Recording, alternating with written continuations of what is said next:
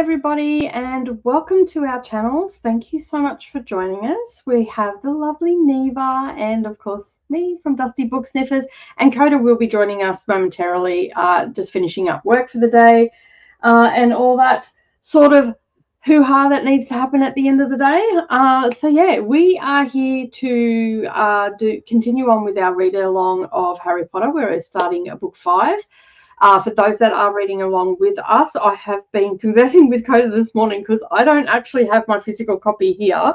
And we're going to the top of chapter 9, which is around about the 140 pages mark, like we've been doing. So according to Coda, this one will be broken up into 6 parts. So as soon as I am able to, I'll get over into the Discord and put up the standard little thing once I know what all of them are. So that's sort of what Coda's doing right at the I think at this minute, sorting that all out because yeah, I left the house without my copy. So how are you today, Neva? I'm great. You know, we got a job today, so we're moving up in the world. So, and who will you be working with or for? Taco Bell. Okay, cool. And night shift or day shift? Night shift. Oh, awesome. Still on shift leave, but I'm making 50 cents more than I was at the other store. So, jeez, my bad. Was that your microphone? Oh yeah. I just smacked shit out of it with my cup, my water cup. Awesome. And so you finished up all of Harry Potter and all the rest of the 4th one. You finished that up, did you? Yep. Finished it up. Yep. Couldn't remember whether you had or not. I'm obviously still on location. I got home in 2 days, and I'm telling you, I'm counting down the hours. I love my granddaughter, and I love spending time with her, but I miss my bed. I miss my home. That's fair. Yeah. So what else has been going on? Anything exciting? Not really. I mean, no? I've managed to read more books. Oh, here's Coda. Hello.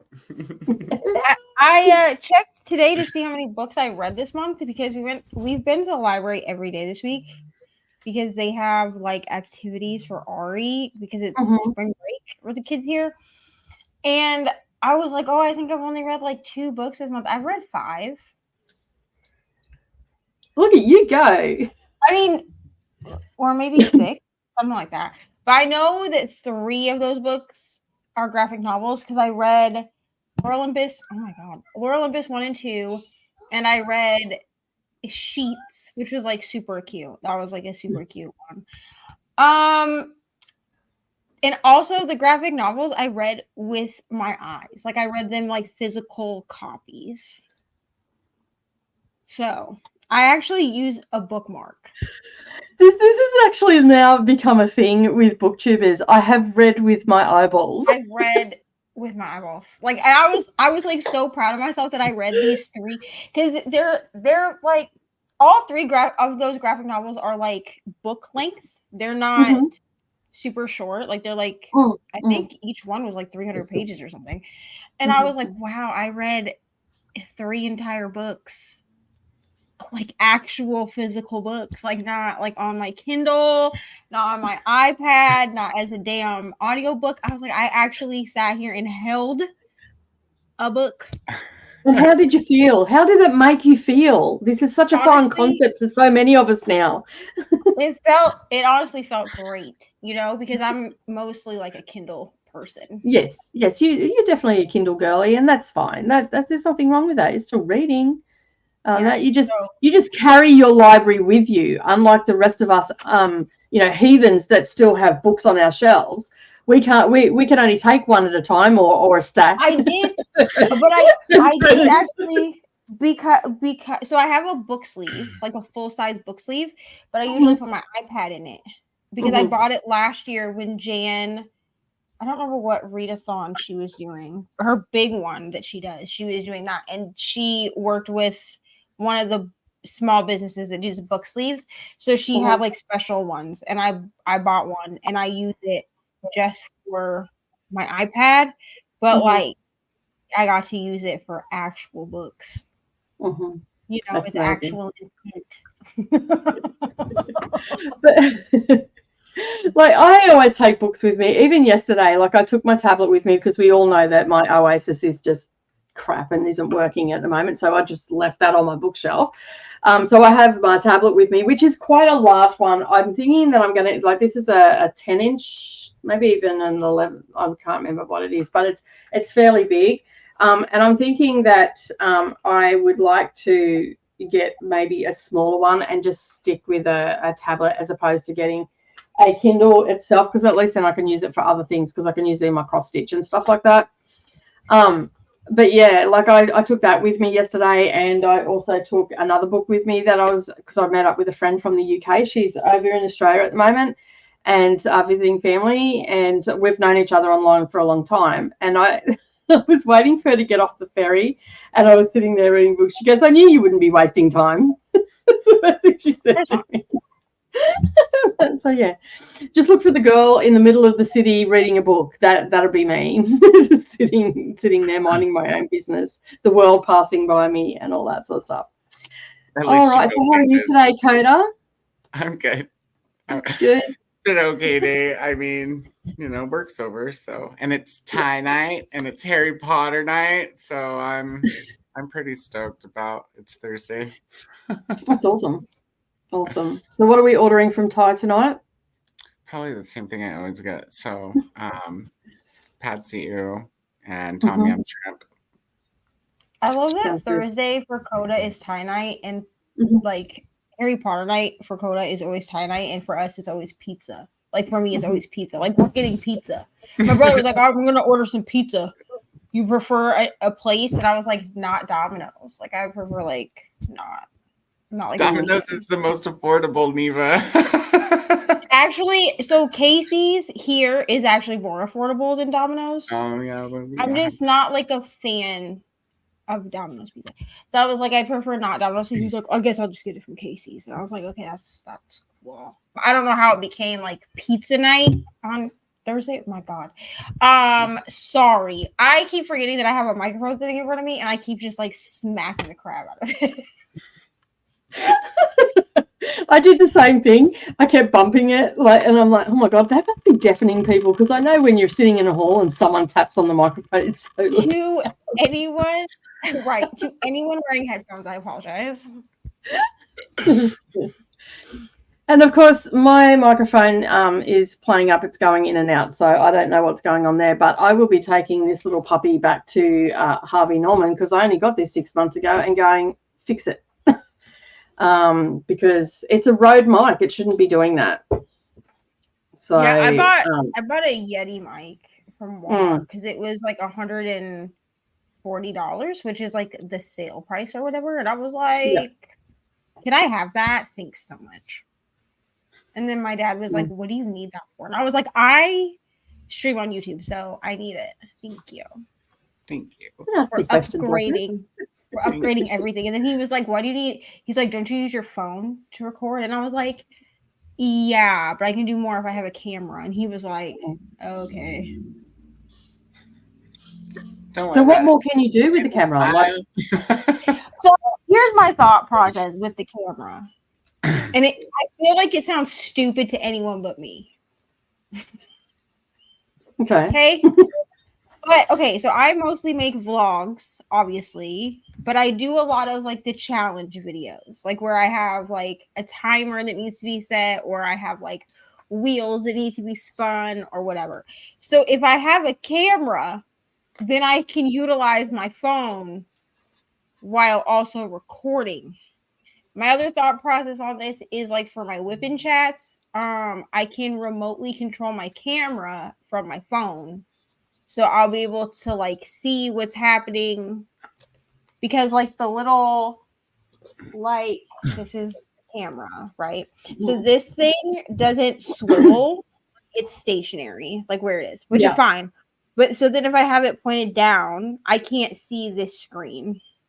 So, but my thought is, if I'm doing like whipping chats and I have it pointed down, I can see what's on the camera on my phone. you know. And also I'm thinking about doing like I can record B-roll with a camera also, which I don't record B-roll. But here's the thing. If I'm thinking that maybe I'll be more inclined to record B-roll because my phone is not tied up. Because the reason I don't record B-roll of like diamond painting is because I listen to audiobooks while I diamond paint. And I can't record diamond paint and listen to audiobooks if I'm recording on my phone. Yeah. But I do sometimes, but I don't tend to like watch TV while diamond painting. Like I tend to say like, okay, well, if you're going to diamond paint, you need to listen to your book so that maybe you get something done in your life. So that's my thought process. You are getting something done in your life because you're diamond painting. Well, I know, but I will. You mean you want to do multiple things at the same time? Yes, and also like it. Also, next week is so I started recording my switching screen time for reading time video last week.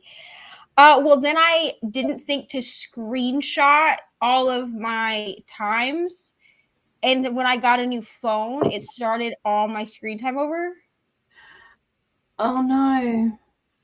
So I'm going to start this video. I'm going to restart it on Monday. Like I'm still going to do it, but I was like, well, now I need a whole week's worth of screen time to even do this freaking video idea. So I was like, all right, fine. I was like, I will just use my phone the way that I usually do, right?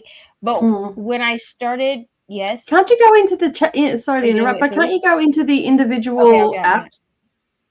Can't you go into the individual apps and get that screen time? No, so because it's a new phone, it erases all of the, like that data doesn't transfer over. You see? So I was like, all right, cool. That's like fine, right? Because then I was like, okay, that's fine because I was trying to do it over us moving because my thought was it should be like an easy video to do while we're moving. Like what else do I have to do in a car for 6 hours except read? We could probably talk to the driver perhaps or about the passengers, but hey. I mean, I did talk to him a little bit. You know what I'm saying? Did you just say talk is cheap, Coda? So you could count sheep. Count sheep. Great grandma used to always count white horses. She'd be like, yeah. So we play Spotto where you've got to spot the windmill. Really? Wow. And keep a tally of it, and it's a race with everybody. And we play Punch Buggy as well. So, every time you see a beat up Beetle car, it's like that's Slug Bug here. Yeah, well, we call it Punch Buggy here. And then we also have another one where if you see double digits on the number plates, you get to punch your sister.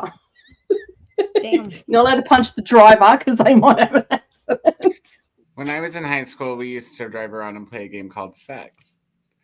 And if you went through a yellow light, somebody hollered sex. And if you were the last person to put your hands up, then you had to remove an article of clothing. Ooh, interesting. Risque. This car journey just got interesting. No, so yeah. So I don't remember what I was saying. Whole new meaning to driving stick, I tell you. Yeah, totally. But yeah, I'm gonna do that video.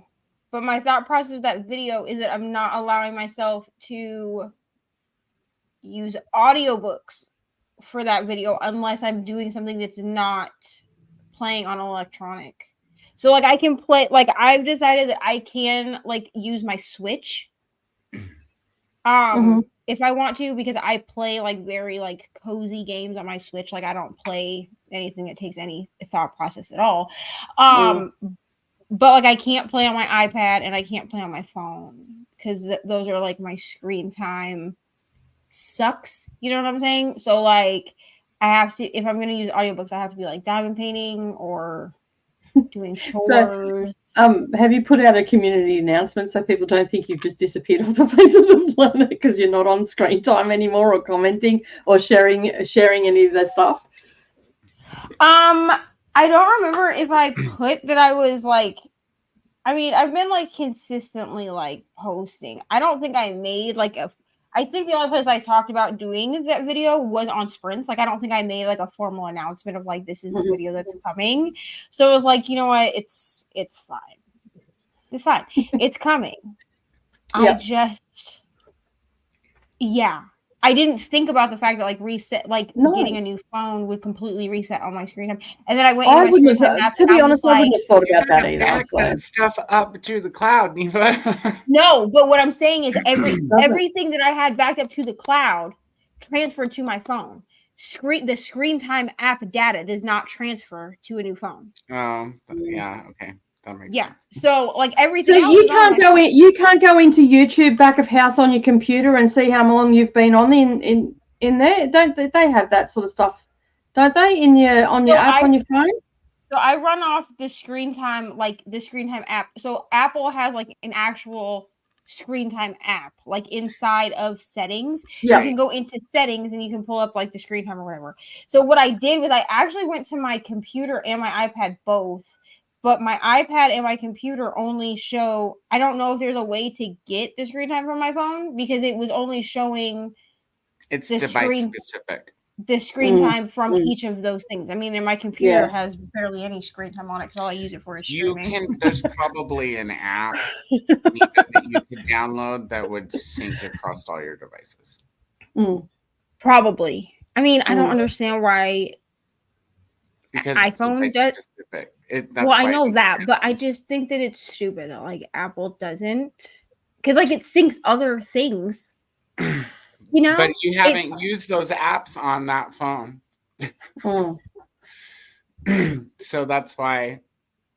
That's why I'm saying there's probably an app where it does sync across. And Apple might even make an app themselves, but you would need an app because the particular app that you're using is a system app and it's device specific.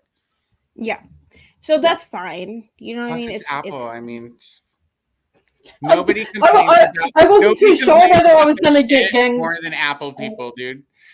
But they always keep buying it. I love Apple people, and I love them for their loyalty.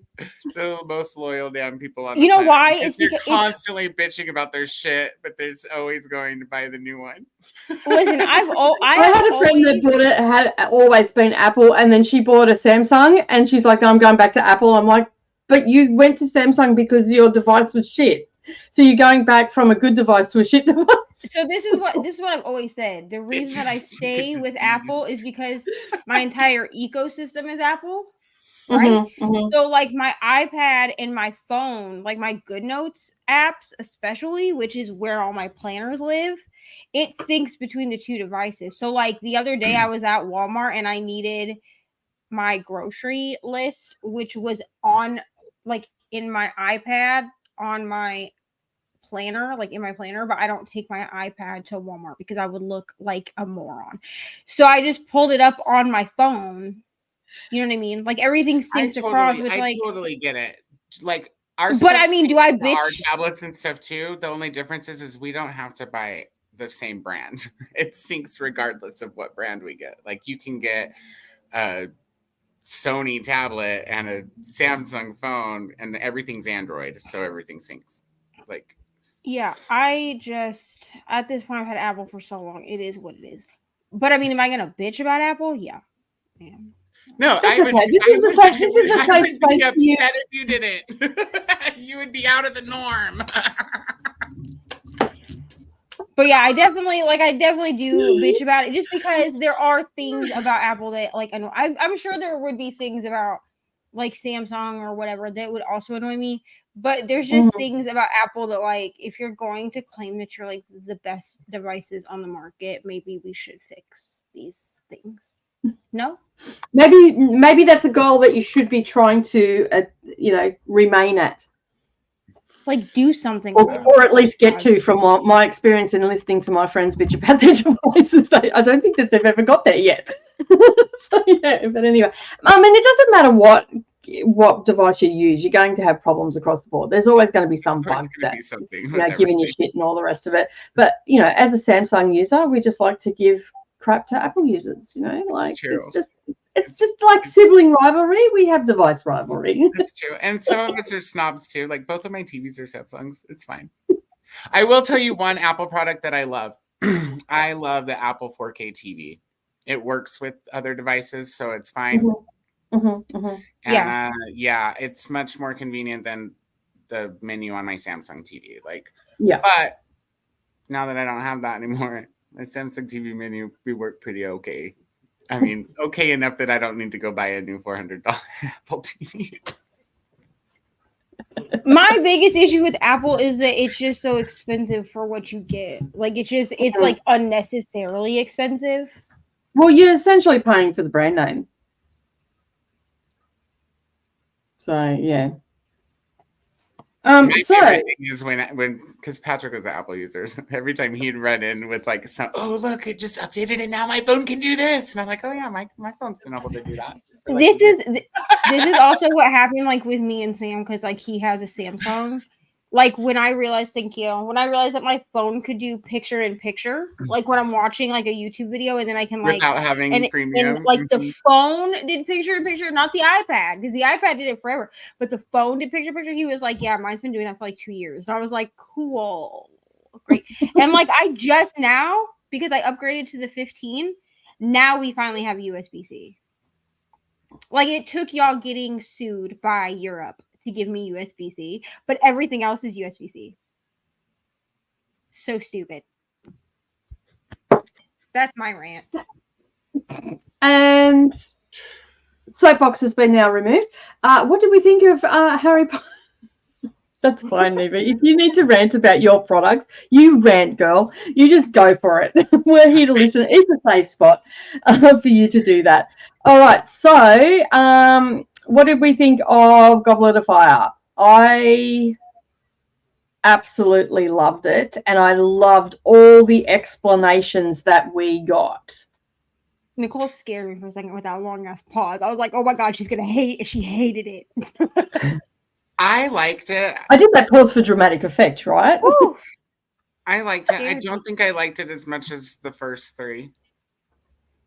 And it was the ending that fell a little short for me, but not like super short. I still gave it like 4.25 stars, and I probably would have got 5 if I didn't have to differentiate them somehow.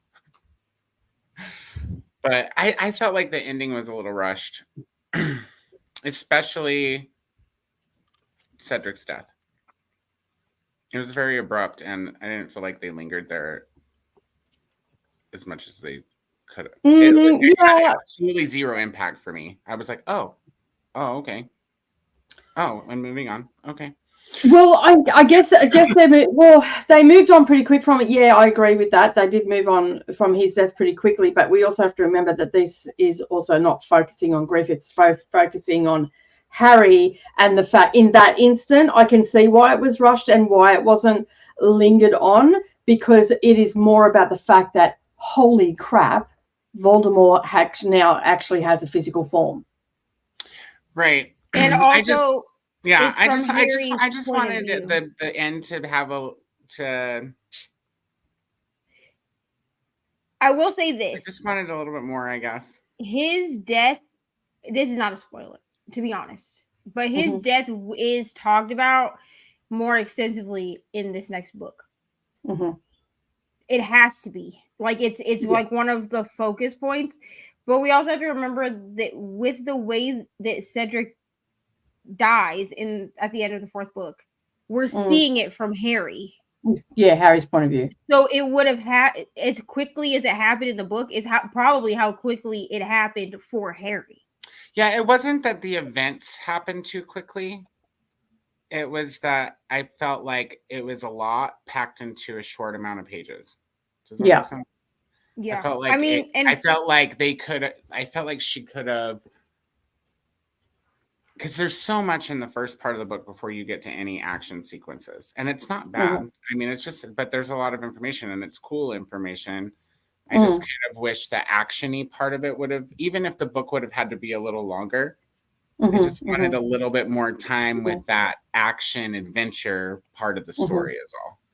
As far as I think in the movie, it happened in speaking of like in sequence, that was okay. I just felt like all the exciting part of the book was like the last 150, 200 pages, and I wanted it to be like 250 or 300 pages of excitement.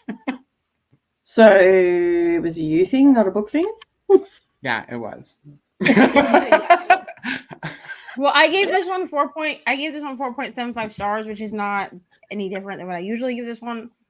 My favorite part of this book is Hermione's like campaign for the house elves, and she's really trying her best.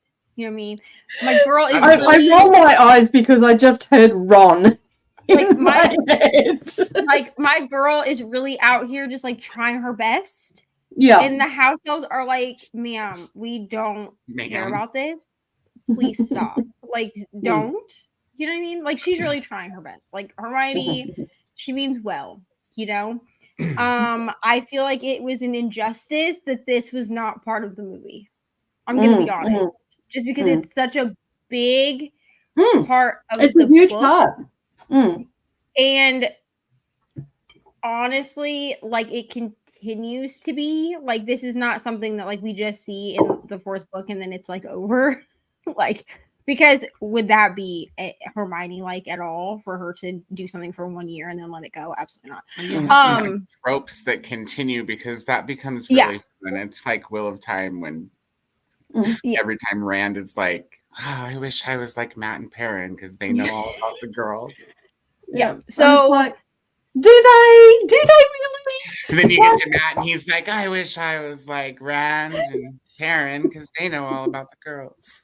I will say that I forget that in this book, we get more of the champions in this book. I feel like you don't really know that much about the champions in the movie. No, you don't. And that's what I mean. Like, there was so much more. I haven't watched the movie because I haven't had time. And so I'm thinking I'm going to watch it probably later on tonight. So there will be some more discussion, no doubt, as we go on in the comparisons, because that's sort of what I'm doing. Because I'm coming into the books, as for those that are new here, coming to the books for the first time in my 50s, because I was raising babies when they came out. So I didn't have time. And Coda's in his 40s coming to the books for the first time as well, but seeing all the movies. And so, so basically, I don't have my comparisons this time, but I do know that we got so much more information about the champions and whatnot that we didn't get in the movies. And in the movie, I feel like what's his name? Cedric's I don't know. I was going to call him Edward then, because that. You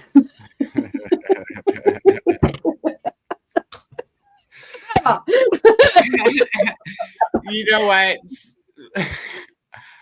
You're not wrong. Pattinson. It's not a secret. I'm not a Robert Pattinson fan. Okay, like when I worked at the video store, like little girls would be like, "Oh, Robert Pattinson, isn't he so gorgeous?" And I was like, "No, he's actually really, really pale, and like almost see-through."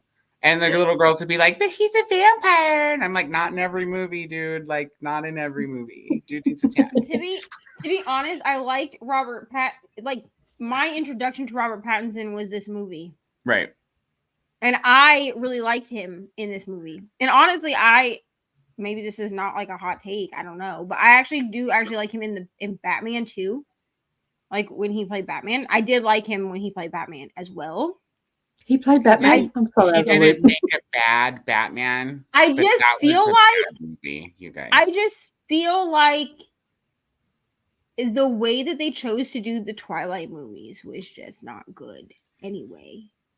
You know? Like they did not like the Twilight books are not great, but like the movie, like I can't get over the way that he glitters and he's like, this is the skin of a killer. This is the skin of a killer. I don't mind with Twilight. Glittering vampires is against my religion. I can do glittering. Here's the thing. I could do it if they had done it. If they had done it the way that I imagined it when I read the book. See, I can't even get to in the book. Well, like if you imagined it how I imagined it, the casts that they put in the movies were not the people that should have been in the movies. too. But listen, I gotta defend the the movies way- because as bad as they are entertaining as hell. oh, they're Oh, entertaining, yes. but So they're terrible. bad. But my thing So is bad. like the way that I envisioned when they said that the sunlight made them like sparkle like diamonds was literally like they had pieces of glass or diamond in their skin. So like it would literally like kaleidoscope almost, like it's much different than what we got in the movie. In the movie, it looks like he went to the strip club and got some glitter thrown on him and then walked into the sunlight.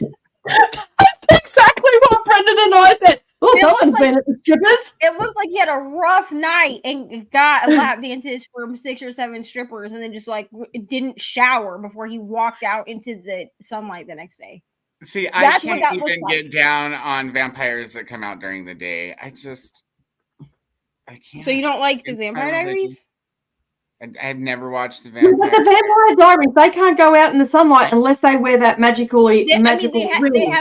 have a magic. They have like a ring that they have to wear, That makes but sense. they can still That makes more walk into sense to the- me than. But I mean, my they thing sparkle. was not. I didn't really care about the sparkle aspect. I felt like because Twilight is YA, I Mm. felt like it was maybe less scary. You feel what I'm saying? Like it was maybe more like teenage friendly, like fine, but like at least make them look like they have like shards of glass or diamonds in their skin, not like they just went to a freaking glitter just a factory. walking crack rock. Well, I actually have it. I actually sort of said something else. So it looks like he's crawled up Tinkerbell's ass.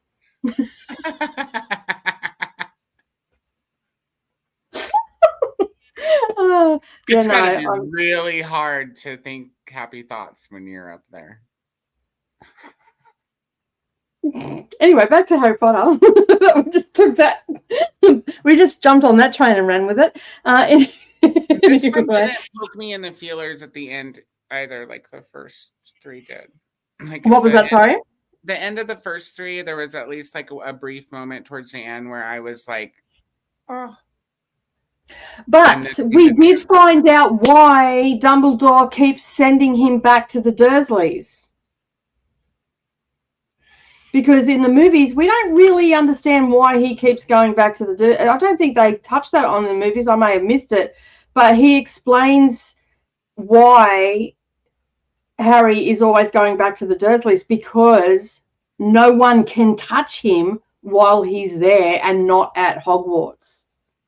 So it's that safety, and that explains so much. When I'm like, now I understand. That Yeah, makes so much more sense, because Dumbledore had put so much in place to protect Harry. And Mhm. the love of Lily extends through Aunt Petunia, Yeah. even though we know Yeah. that Aunt Petunia does not Right, care that for is Harry. a cool detail that you don't get from the film. Yeah, Well, but I it's haven't also rewatched it, so I didn't know that, but but it also makes more sense in the books, right? Which I already knew this, obviously, because I'm the veteran Yeah. 17. So years you're the reading person Harry Potter. that can sit there like I was doing Dakota and Jean yesterday, going, I know things. No. Yeah. So I read chapter 9 today. Okay, I'm not that far behind anymore. Unless I'm you're a finished. lot now. You're done? a lot Sorry. of people don't like, if you've only seen the movies, it doesn't make You need sense to read.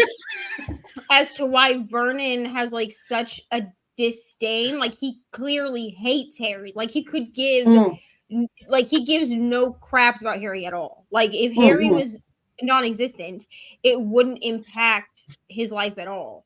But there is clearly something, even in the movies, like there's clearly something keeping Petunia from like truly hating Harry.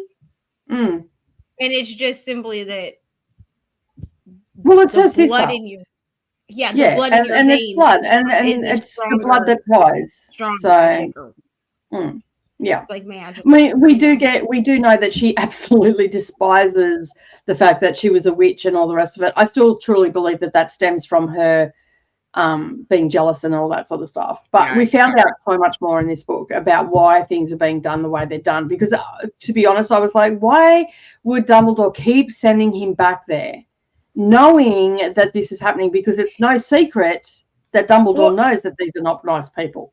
And if you go back to book 1, McGonagall asks the same thing. Yeah. She said, Yeah. "Why would you send him here? Mm. These are terrible people. Like, I've been Yeah. sitting on this freaking wall all day as a damn cat, getting yelled at by Vernon Dursley. Like, why would you do this? Right, Like, yeah. why?" And he tells her, like, this is the safest place for him or whatever. Yeah. And also the fact that we also find out more about the giants as well in the books as well, where we didn't find out that stuff in the movie. And the fact that the giants, they've got to get to the giants before Voldemort does. So they are on the side of good as opposed to the side of Voldemort and all that sort of stuff. So we found out some really interesting information that is like setting things. I feel like there was what's the word you use? Foreshadowing. Yeah. And whatnot honestly, in this book. I don't remember if it's this book or the next one, but like, there's a thing that happens. It happens in the movies too, but it makes zero sense in the movies if you've never seen the book. Like, what? No, that's not the right sentence that I should have put together. It makes zero sense in the movies if you've never read the book, not seen the book, because who's trying to say Yeah, I knew what you were saying. It's okay. We speak English here sometimes. I think it's coming up in this book. Yeah. Because this is the book with the 5th book is the book with Umbridge, right? Is that the pink lady with all the rules? Yeah, she's a terrible woman. Yes. Yeah. Yes. Okay, so this is Order of the Phoenix. So Yeah. this is the book with Umbridge. She's a terrible woman. Like, I actually hate her. But yes, there's a thing that does happen in this book that it happens Umbridge in the is movie. what's her name in the movie, right? The British actress with the She's a great actress. I like her in other things. I know too. she is such a good actress. She's just like Umbridge. The character is just a terrible person, but I mean, she portrayed her great, honestly.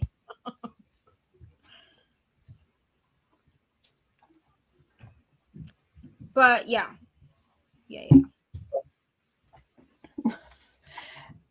Neva will get used to her microphone. So sorry to everyone that has to deal with me smacking this microphone. Please do tell us if you hear any echoing or anything like that, because that'll probably be on my end if it happens. But anyway, so do we have anything more to add? Sorry, I was looking at how we're going to split this book up.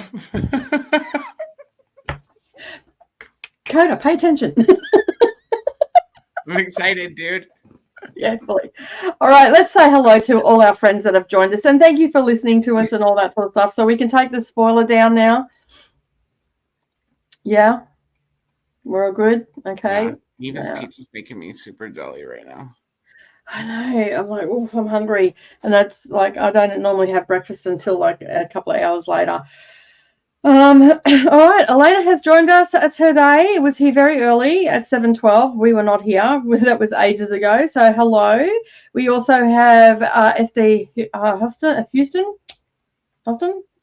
I'm just sorry if I've said that wrong. You'll get used to me. I say everything wrong. So yeah, welcome. Thank you for joining. I appreciate you being here, but hanging out with family, but wanted to pop in and say hello. We appreciate that. Lexi has also joined us as well. We're going to speed through these so we can get to, because Coda's jumping out of his skin, wants to get to this book real quick. So yeah. We also have Paul here as well. Hello. We'll be trying to finish up wind through the keyhole. Got 102 pages left. Awesome. The book hermit is just dropping by to say hi and hit the like button. Thank you for joining. Appreciate you being here. Of course, we've got Chris here. Hello, Chris. Thanks for joining. Hello to Laura. Chrissy's also here as well. Hopefully everybody is reading Harry Potter and or whatever else you're reading. Do share it. It's not just Harry Potter readers here. Anything is welcome. And Christina is also here as well. Thomas is also here. Hello. Cool Gamer has also dropped in to say hi. Hello. Alison is here, caught up on and ready to read Harry Potter. Awesome. Hello, Jean. Hello, Thomas. Chris. I think I've already said hello. Sarah is also here as well. So is Glenda. We have all our friends here today. Jean is also here as well. 69% into Such Sharp Teeth and loving it. And 25% into Harry Potter 2. Awesome, awesome. Everybody's saying hello. Because Coda popped in late, fashionably late. Hello, made an entrance. Work duties. I was almost here on time because I got off I was gonna get off 5 minutes early. Yeah. And at 5 till my immediate supervisor was like, "Can you talk for just 5 minutes?" And I was like, "Yeah, sure." What can you say but say yes? And that's I'm yeah, it's cool. It's fine. Monica is also here, super sick with the flu today. Oh no, definitely going to be a potato. It was meant to be on annual leave, but changing it to sick leave. Hoping to read One Dark Window through the sprints. Awesome. We also have Paul saying yo to Coda. We have Melissa has joined us as well. Thomas also reads a lot on their tablet, but I do keep physical books just on hand, just in case. Yeah. It's Happy Pie Day today.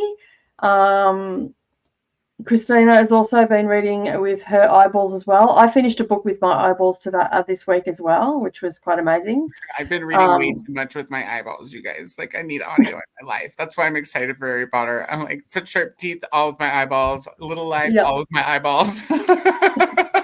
I need audio. So Sadia has also joined us as well. Shannon is also here. How is your little life going, Coda? Also, Neva, your pink Nook, did you end up buying it? And my reading list is going. So yeah. A little life, same answer as last time. I'm actually behind on this week's pages a little bit, but it's fine. I'll catch up. So. But yeah, and I have it.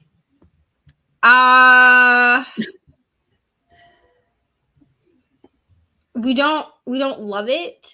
I have it, and I've been trying to use it, but I'm gonna say this: the battery life.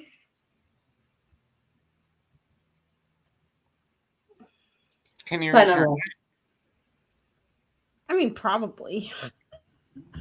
Or you can just slap a big dolphin sticker on it and call it good. So to be honest, right? Honestly, because here's the thing: it's cute.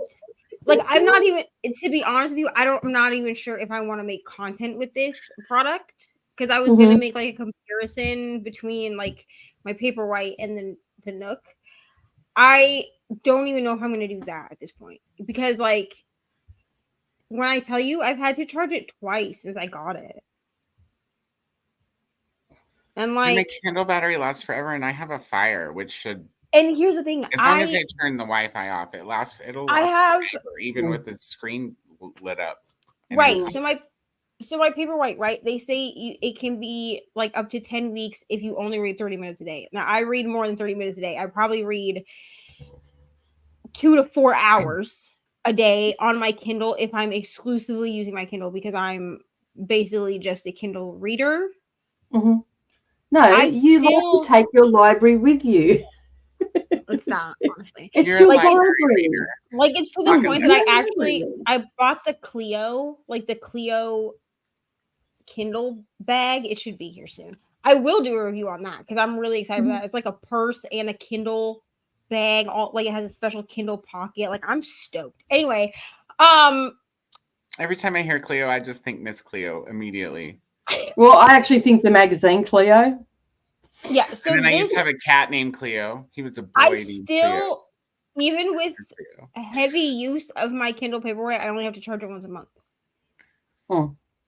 When I tell you I've had this Kindle, so this Kindle showed up here 2 weeks ago, I think. It showed up here. It's the pink Nook. It's not a Kindle. Don't get it confused. Yeah, it's the pink Nook that I'm having issues with. So I charged the pink Nook when I got it, when I took it out of the box. And then I had to charge it again yesterday, and I had only used it for an hour. The Wi-Fi is off. Well, I don't know. At the end of the day, you say what you want about Amazon and all the rest of it. the Kindle platform and the Kindle devices are far superior than anything else on the market. Yeah. And I'm like a huge, like, and I acknowledge, okay, no ma'am, I am on a live stream. Sorry, Mommy. Thank you. Sorry. It's okay. It's okay. You're forgiven. So either go in or go out, but shut the door, please. My God. It's chaos here. I'm sorry. I live with She needs 12 more pizza. people. More pizza. Okay, in or out. Shut the door. Thank you. Thank you so much. Anyway. I understand like people don't love to support Amazon and Jeff Bezos. Like I don't either. But when it comes to e-readers, I definitely tell people to just buy a Paperwhite, like buy a Kindle. Really, any of them. Or do like Where the hell did Nicole go? I Yeah. So I mean, was just gonna say, or do like Nicole is saying and get a regular tablet. That's probably her.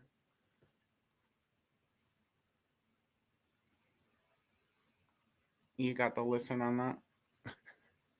Okay, so Nicole's internet has dropped out. She doesn't know what happened. Oh, So we'll wait for her to come back. Hold on. All right, we can hold it down until you're able to come back. So yeah, but I do advocate really hard for Kindle. Because the first Kindle I ever had was a Fire tablet, and it was fine. I don't remember having an issue. From a author's perspective, my only complaint with Kindle is not being able to list my titles for free. Yeah. Which I understand that. So like I have to make them at least $1, which if it's a short story and I'm just trying to get my name out there, it'd be cool if I could. But there's a workaround. Anybody who self-publishes, you guys, there's a workaround. What you do is you also publish your book on Google Books and on Smashwords so that it goes to Nook and Kobo and all of those places.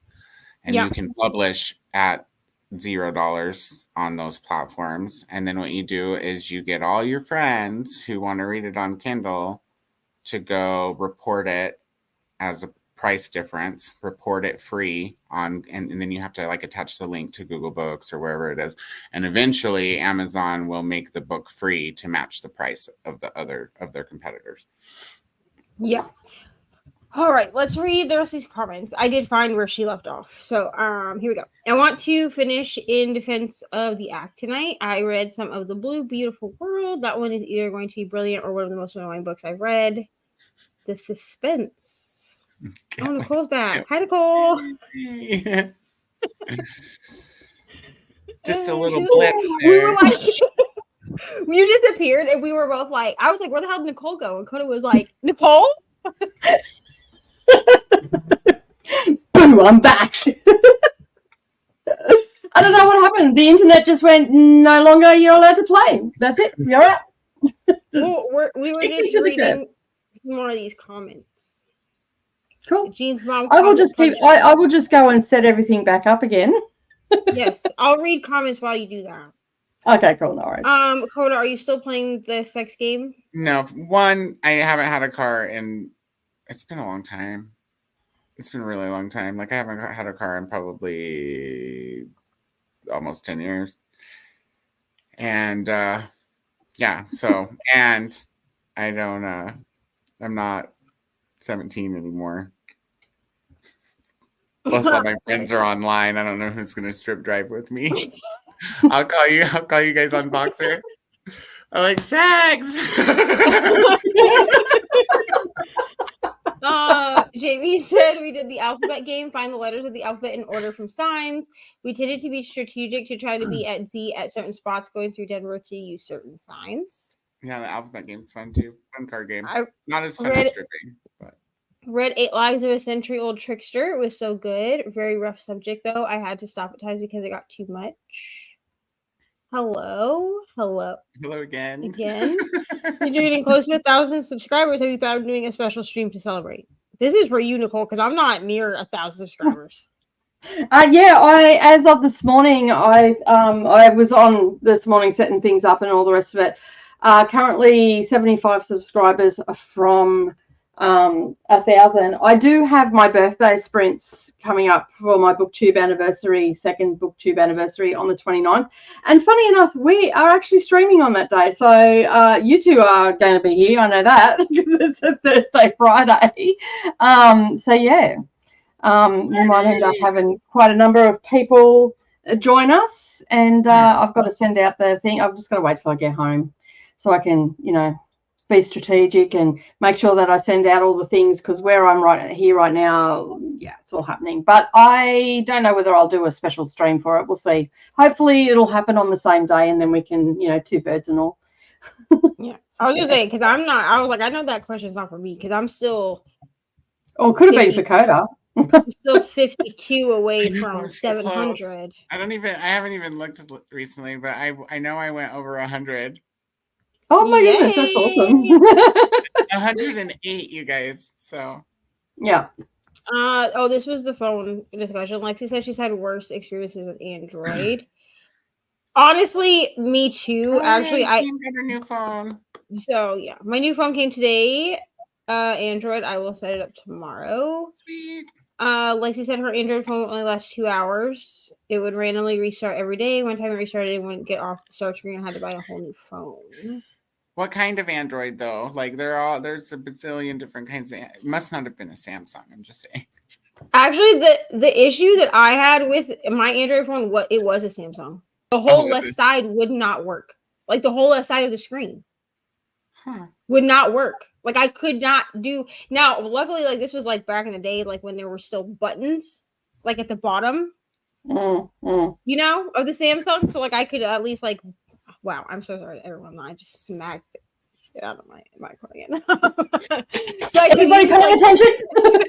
Everybody under 15 is like, what? Phones had buttons? What? Yeah, so I could click the buttons like at the bottom of the screen to like back up and stuff like that. But I ended up having to take it back, and then I was like, you know what? I'm just gonna go back to what I know and call it a day. So annoyed. I'm so far behind on the Harry Potter books, but these long lists and arcs are kicking my behind. Yeah, we're not going to talk about my arcs because, wow. I have episode 2 of the NetGalley Diaries coming out soon. Also, we're not going to talk about the fact that I bought a book today simply because it had beautiful edges. We're not going to talk about that because I don't even know if I'm going to like this book. I never know if I'm going to like a book when I buy it. Here's the thing, though. Like, I don't. How are you going to know? I didn't even read the back of it. Because here's why I don't know if I'm going to like this book. Honestly, it's FOMO because everybody's been seeing it, and then I saw it at the store, and I was like, oh, I'm going to buy this because it has like beautiful like blue edges, and it will be here in a couple days because we're not going to talk about the issues I've been having with Walmart Pay. But anyway, I ordered it because I saw it at the Walmart and was like, oh, wow, like these edges are so pretty, whatever. Because they're like blue edges. I don't remember what this book is called. It's called like a Fate Inked in something. But it's romanticy. And like, is it a Fate Inked in Blood or something? That one, yeah. And it's like a beautiful book. Okay, this is a beautiful book. That's the one with the fae on the front, blonde fae. Yeah. But I don't think that I really am a romanticy fan. You know? Yeah, I don't think you are either. What happened to hockey? I don't know that I'm a romantic fan. And I just ordered 9,000 Hellbent. I ordered the special, like the Barnes & Noble editions of those because they have the sprayed edges. I love those books, by the way. Well, I haven't read Hellbent yet, but I loved 9,000. I gave it 6 stars. But that's Dark Academia, right? Here's the thing. I don't think I'm a romanticy girly. Like, I like fantasy, and I like some fanro, which is fantasy romance. But romanticy and fanro are different because romanticy, the so main you're not gonna focus. Be reading Outlander with us then, or what? I've heard. I can't. All romance. I mean, I want to try that one. It's a time travel romance book. Yeah, because I gotta tell you, before I had that comment, really the main thing I pulled out of your whole story was, Neva says the Walmart, like an old person like me too. The Walmart, yes, the Walmart. I actually hyper focused on that for a moment as well, but I thought I'll keep that to myself. It's fine. Okay, I'm around a lot of old people now. Okay, I'm back home, in my element. Like I need to Yeah, do and my you hang out every week with this old duck, so I'm And not surprised that today- you're saying dirt in front of things. And let me tell you, no one has seen me in this town. Okay, unless they like purposely come and like hung out with me. No one has seen me walking around until today. When I went to the Walmart. And I'm walking out, and all of a sudden I hear my full name. First of all, Ooh. not Neva, Oh, my full name. And I was like, who the hell? Nobody calls me my full name. And I turn around, and it's a girl that I went to high school with, and she was like, are you back? And I was like, yeah, we moved back. She was like, yeah, my sister, I'm not going to put these people's names out, but she was like, yeah, my sister said that you were moving back. She said her sister's name. She didn't call her my sister. And I was like, yeah, we moved back last week. And she was like, she's like, interesting how we all leave. And then we just end up coming back. And I was like, yeah, but I think out of all of our friends, like I was the one that stayed away the longest because I did not come back for 10 years. And she's like, yeah, that's true. Because she like moved to Texas for 2 months. And you're like, I won. So. I was like, I left for 10 whole years. Y'all barely saw me for 10 years. You're welcome. Now you're all so glad to see my face again.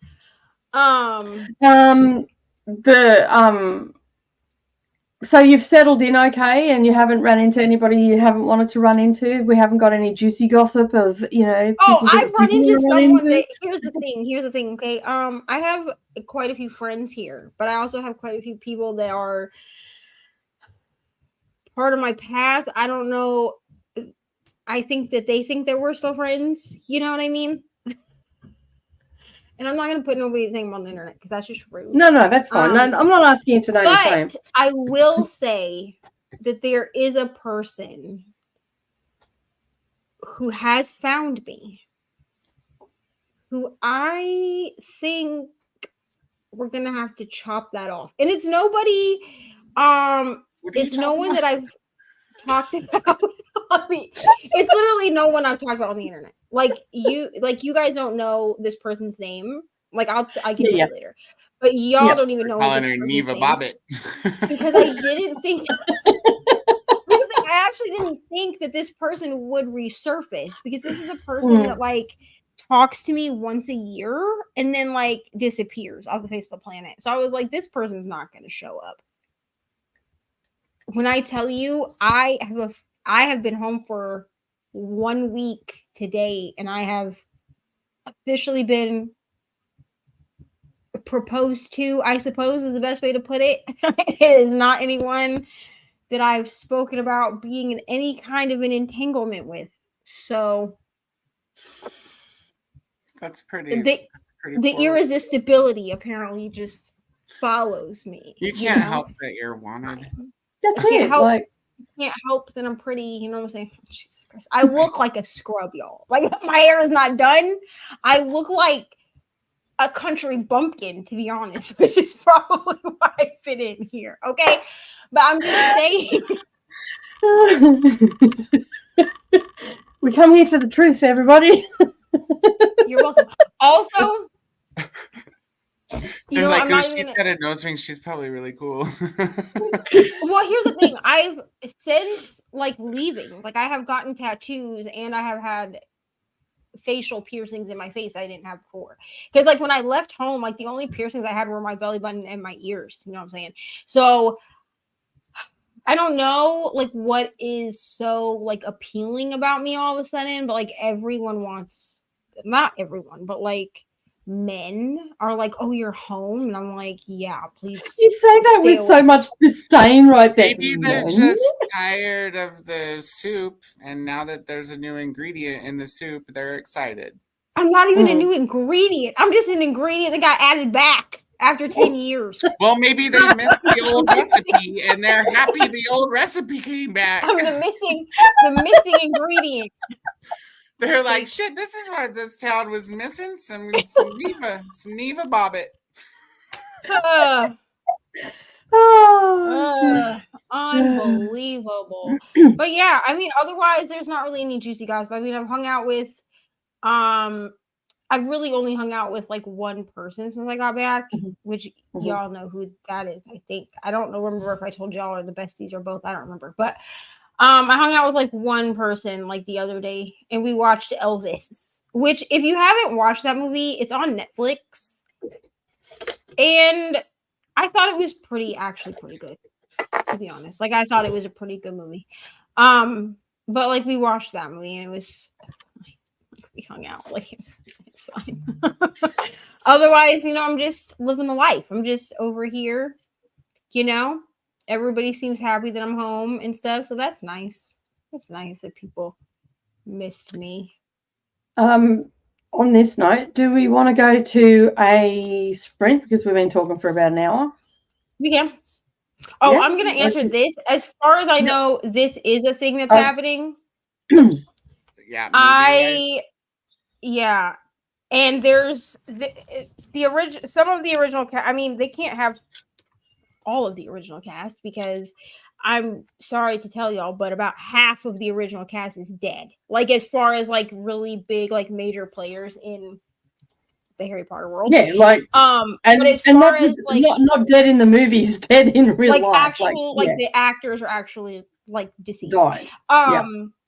As far as like the main cast, by that I mean like Harry, Hermione, Ron, Malfoy, they're all still, alive and kicking it out. I mean, Tom Felton, it literally just like embodies Draco Malfoy at this point. His whole personality, which we love. But as far as I know, that is a thing that's happening, is that some of the original cast is coming back. At least I think the four, like the core four are coming back. Mm-hmm. If Coda and Nicole want to watch this movie, like I'll watch it, but I don't know that I care. It says I will not. not. I was just looking at it says that there is a director who wants to make The Cursed Child into a movie, but they've just announced a spin-off Wizarding World television series for HBO Max. Yes. And they're saying that it's unlikely that both will happen. Okay. Well, here's the thing. If y'all decide that you want to read Cursed Child, may the fates be with you. I will never reread this book. I don't have it. I gave it quite literally, I gave it 1 star. It took me less than 24 hours to read it. It felt like it took me a week. And I was like, I hate everything about this book. If Nicole, if you want to, I'll get it on audio. It just won't count because. Oh, look! At this point in time, I'm just keen for the core. I'm not. That's me, bro. I'm just like, it's kind of like it's kind of like how we pre-decided not to read the Outlander novellas. We're like, no, we're just gonna read the main books.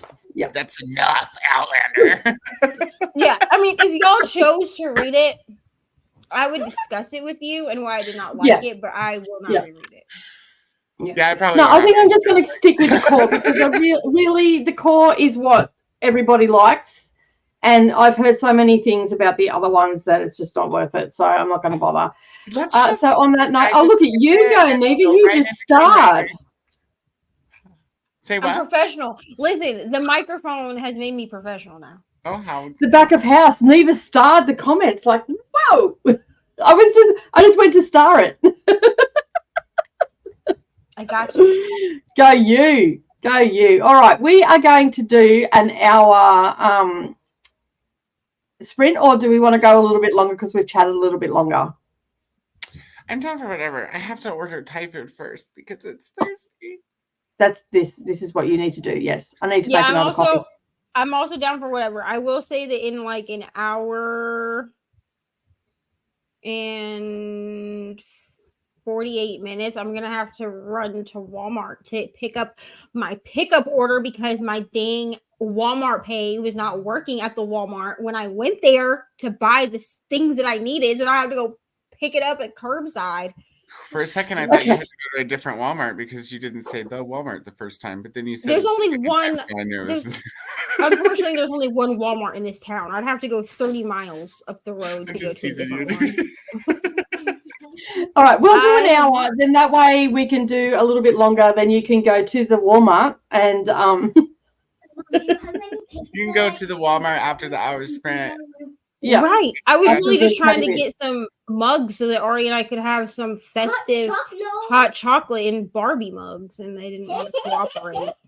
Well, that's That's the only way to rude. drink. You should That is the definitely only go way to pick drink. up the Barbie Proper. mugs. How about this pen? Yeah. It has- I want a it has Barbie something mug to now. write Damn on it. it My to turn. write with it with. Well, they're at the Walmart.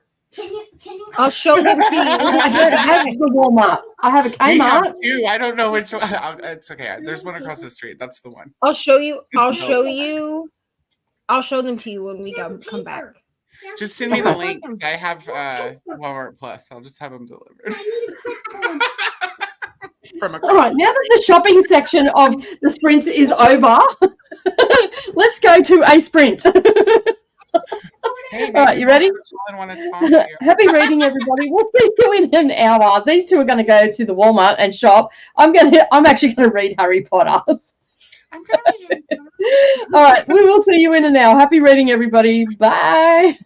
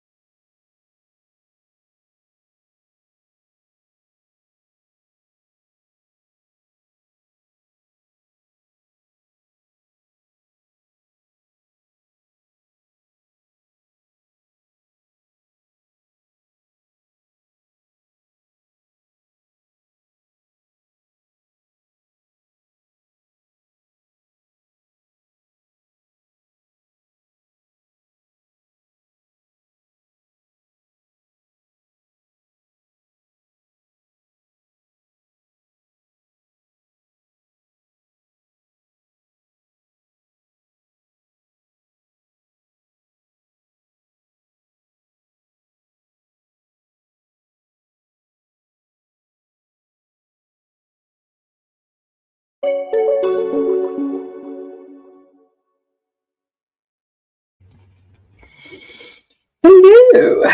we're back. How did we all go? I got to top of chapter 4. I'm almost to chapter 4. And all I can say is I'm putting the spoilers thing up because I have some things to say. So you won't spoil anything for me, but my sister decided to call, so I'm like almost to chapter 3, but nothing that you say is a spoiler for me, so no. Okay. We'll call her tomorrow. Virginia knows is all I'm going to say. Yeah, this She is really slipped big time. She slipped big time, and then she got a howler. I want to know what it says. This is the book where we really find out what Aunt Petunia actually knows. And she was scared when she heard about the Dementors and the fact that Voldemort was back. So she knows stuff. Yeah. She is the one sitting there going to Uncle Vernon that I know stuff. No. Yeah, and you can tell like she doesn't want him to know that she knows stuff. He That's the obviously thing. doesn't know how much. No, he doesn't. Because when she, since the spoilers left, when she let slip that she knew that the Dementors were the guards of the Wizarding and prison. she said it like She was matter-of-factly. she was like they have appalled. Big Macs at McDonald's. I will say this. Or Brendan walking in to tell me that he's kicked the neighbor's door in. I will say, just remember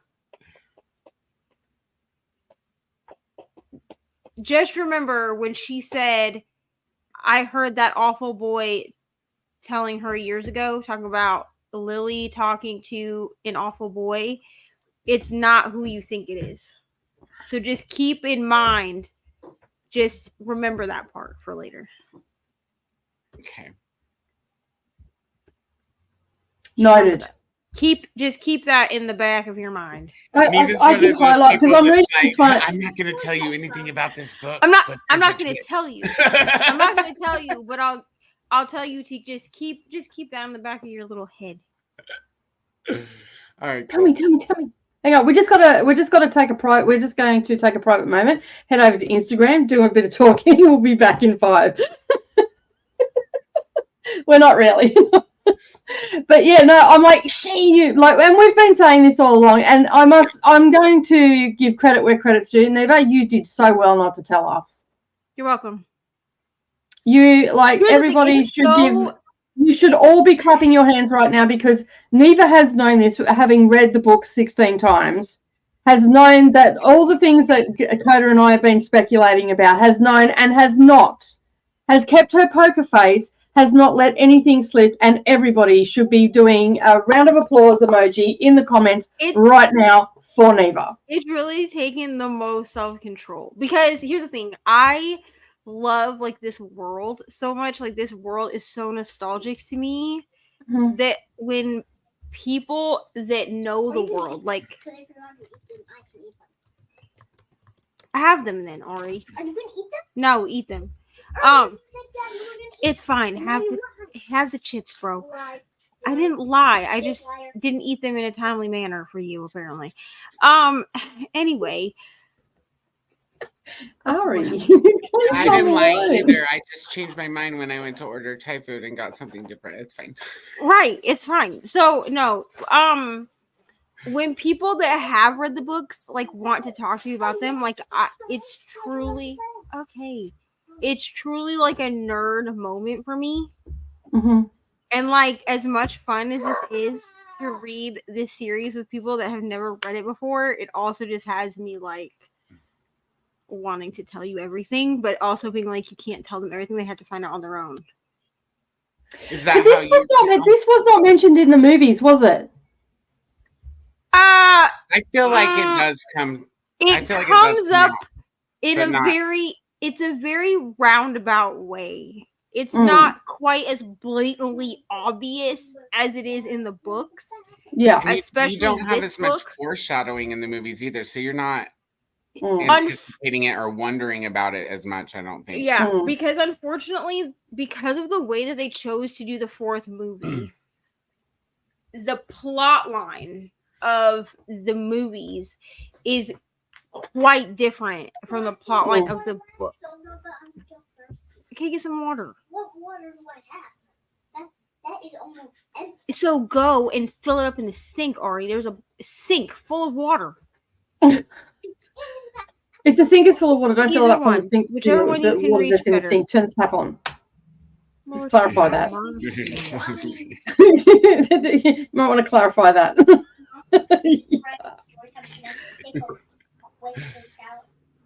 Sure. So, Nicole, is that how you feel about such sharp teeth? Since you know, and me and Jean are speculating in the chat. I want to finish that book so bad. I honestly could not stop myself yesterday. I was on public transport, and then I realized that I didn't even realize I was just listening to it. And then it said chapter 10. I'm like, crap, I might as well just finish. And I picked up my phone and looked at it and went, well, I'm finishing this today. Because I only had I think at that point I only had like an hour or something left of it. And I'm like, oh, fuck it, I'll just finish it. I want to finish it no, it was chapter 11 that came up. That's right. So, yeah. And I'm like, oops. Yeah, I think Jean's done with chapter 10. Well, she was when I was at work, so she might be further along now. I'm at the top of 10. Mm-hmm. Okay, go. I want to know. Can you shut the door? And here you are reading Harry Potter, and yeah, you've got to know what's going on. So where are you up to? Because I need my Harry Potter nights because I suck at chores. You guys know this about me. So on Harry Potter nights, I do the dishes and shit since I get to listen. I don't have to. So what do you think about what's happened so far in Harry Potter or in Harry Potter? I'm into it. I'm into it. I'm excited. I love the owl scene. Oh my god! And Uncle Vernon dropped the F-bomb PG style. He was all, no more effing owls. I was like, oh. He said, remember, we are growing with Harry. So he's 15 in this book. So he's just turned 15. Is that right? Yes. Yeah. 15-year-olds use the F-bomb. So now we can start using the language can change and stuff. It's so definitely growth here, right? Because also Dudley smokes.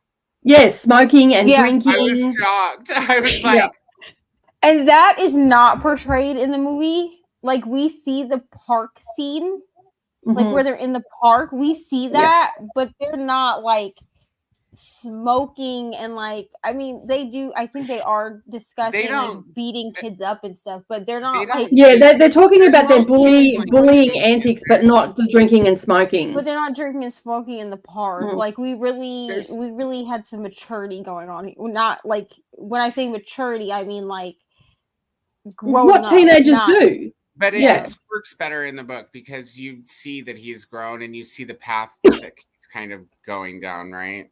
Yeah. Especially the comment that was thrown out there about oh, is that your boyfriend or whatever? I was like, it's all happening. It's all happening. We're only I've only read 3 chapters and it's all happening. in the movie, he actually, that line is in the movie too. They're lucky that I'm not Harry Potter because I would those kids. In the movie, the whole "don't kill Cedric." Who's Cedric, your boyfriend? That is actually in the movie. Yeah. Was it? Correct me if I'm wrong. The Patronus isn't in the movie, is it? In that park scene where it is? Mm-hmm. Okay, because I don't know, for some reason I just thought it was the old lady that got rid of the Dementors. So Mrs. Fig can't get rid of the Dementors. Oh, she has she's a squid, so she's like Filch. They have no actual magical ability.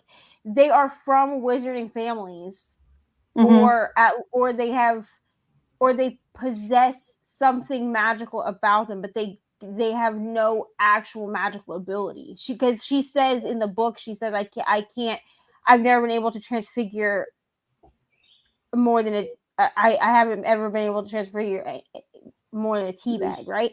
So she doesn't actually have any magical ability, which is why she keeps yelling at Harry, like, don't put your wand away, don't put your wand away. I'm no help to you if Yeah. they come back. So it Okay. is Harry that sets the Patronus. There's no way Mrs. Fig could have done it. We don't know. Yeah, I just thought in the movie she was at the, like, I just had that vision that she was at the end of the tunnel that they were in, and she was the one that got rid of them. She is, but she does. It's not like they're not like afraid of her.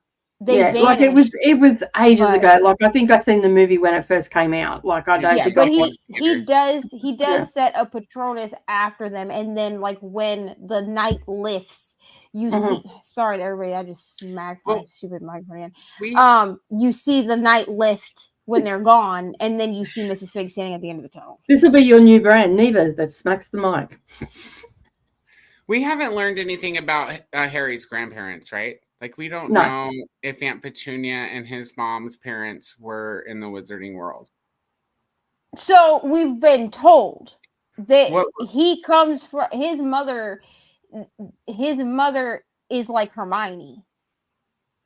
Okay. She's a muggle. She's muggle born. She's muggle born. Okay. Mhm. I didn't catch that. Which guess. is why Petunia in the first book, she makes a comment about mom and dad were so proud to have a witch in the family because they're not of magical ability. Right. I guess I Now, was confused James- because they were proud made me think they knew about it. You know, like, Yeah, oh, so this No, is well, a lot of no, English, it's a like- lot of English and Celtic folklore and everything like that.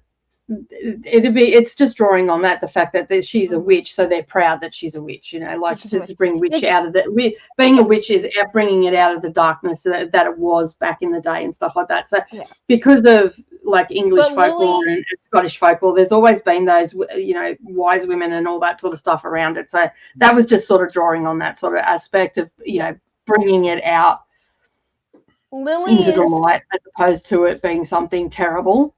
Lily is muggle born. James is not. James is from like an old wizarding family, whatever, which it's elaborated on much more in this book. So I'm not going to go like too into depth about it, but like it is spoken about. But yes, Lily is muggle born, which is why there's been some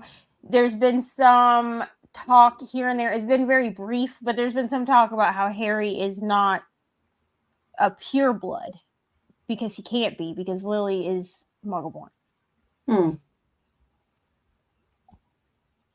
okay. But does that?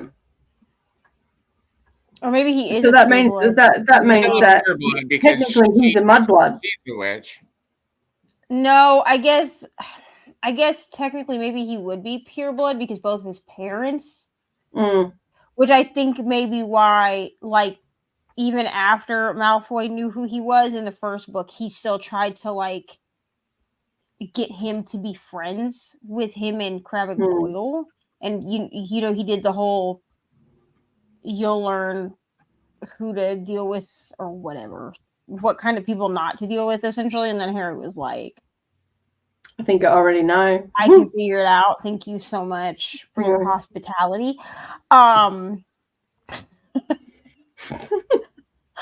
Thanks, but no thanks. Which I'll it pass. is here. It's always been really interesting to me that at the beginning, Malfoy tried to get Harry, like to recruit Harry as his friend, but he knew who Harry Potter was, like his whole life. It always felt really weird to me that he was like, join my side, when like clearly like he grew up with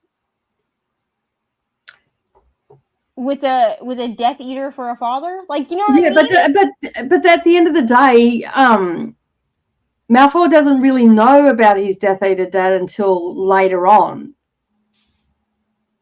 Oh no, Malfoy has known that his dad is a Death Eater his entire life. Oh, okay, he has. That's okay. a thing that he's always known. Yeah.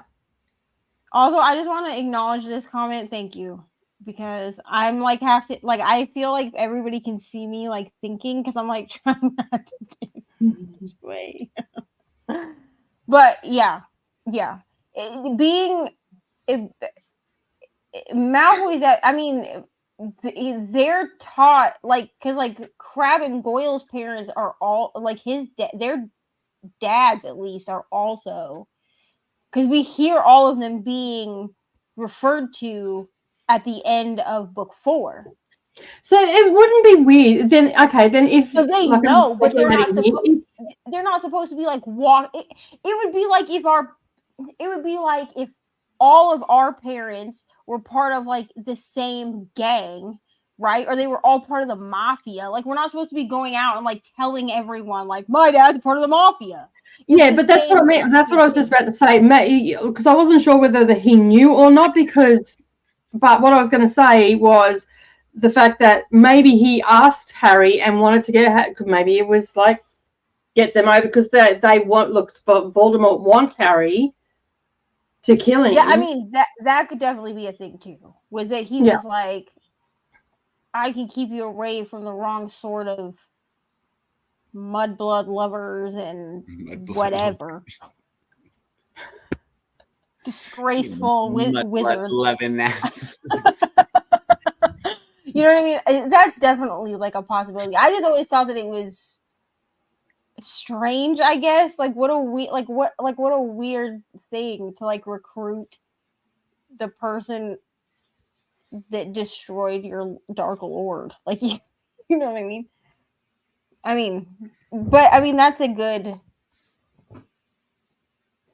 that's a good point. Because keep your enemies close. Keep your friends close and your enemies closer. Yeah. So, in my mind, not that I'm diabolical or anything, but if I would happen to be diabolical, I would want to recruit the person that, vanquished the Dark Lord, who I bow down and, all the rest of it. Let's face it, if there's going to be any Dark Lord in my world, I'm it. Because I don't bow down to no one. That part. But yeah, so like, but if I was to be diabolical, I would want to. Shamael.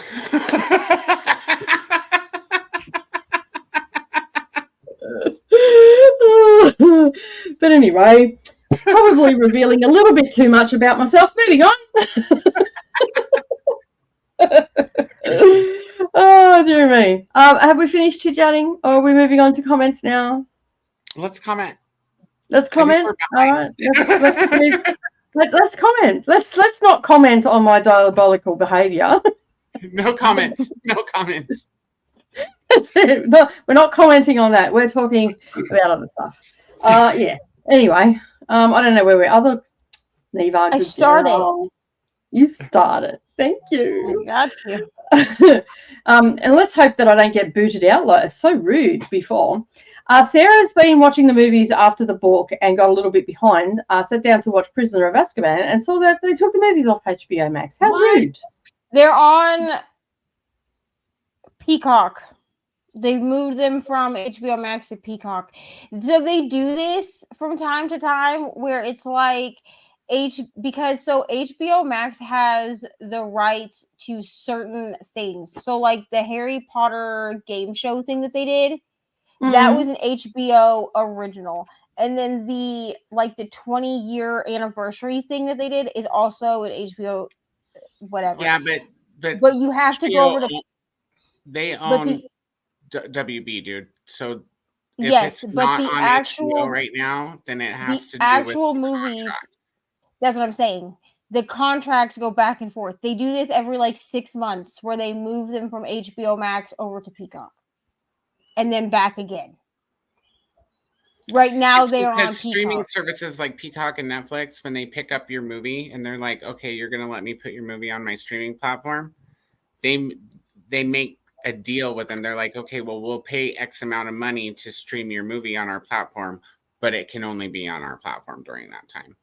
And that's what happens. Yeah. So right now they're over on Peacock. I think I have Peacock too, so that'd be all right. But damn, I just had to double check that they were still on my streaming platforms that I have, and yes, they are. Like, why didn't they move Aquaman over to Peacock? That shit sucks.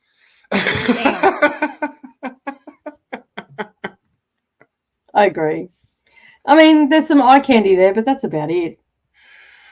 I That's all it's mean, really got going for it. he's like And 3 even still, times as big as he needs to be because he told the director, "I don't work out," so they made him a muscle suit. That's why he's so. oh, that explains that TV commercial then. Yeah, dude, he's a fatty and he likes it being a fatty. No, there was this TV commercial that popped up on YouTube because I was in my husband's YouTube and he doesn't have premium. And a commercial popped up with a couple other dudes from, I think they were from is it called Scrubs? The comedy TV show.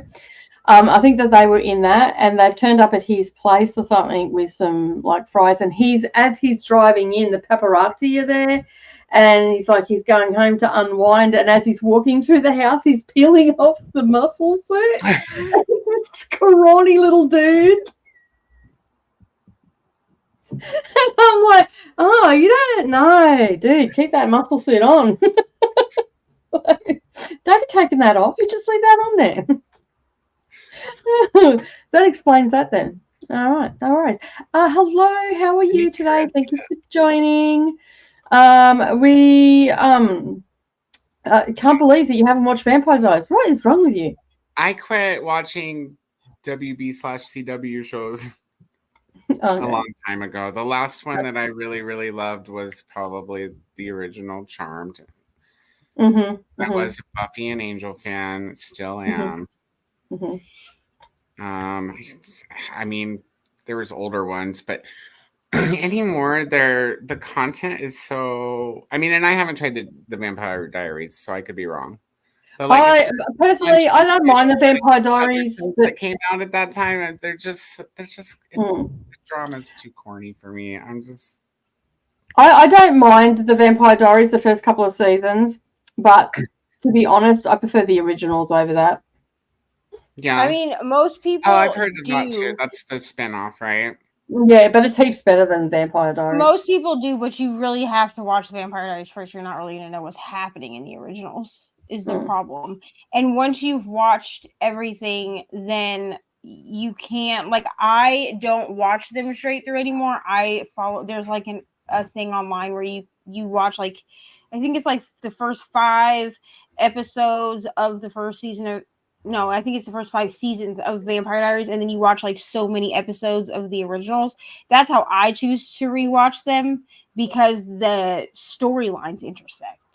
That's how I rewatch Buffy and Angel too. But if you don't watch the Vampire Diaries first, you have zero context for the originals.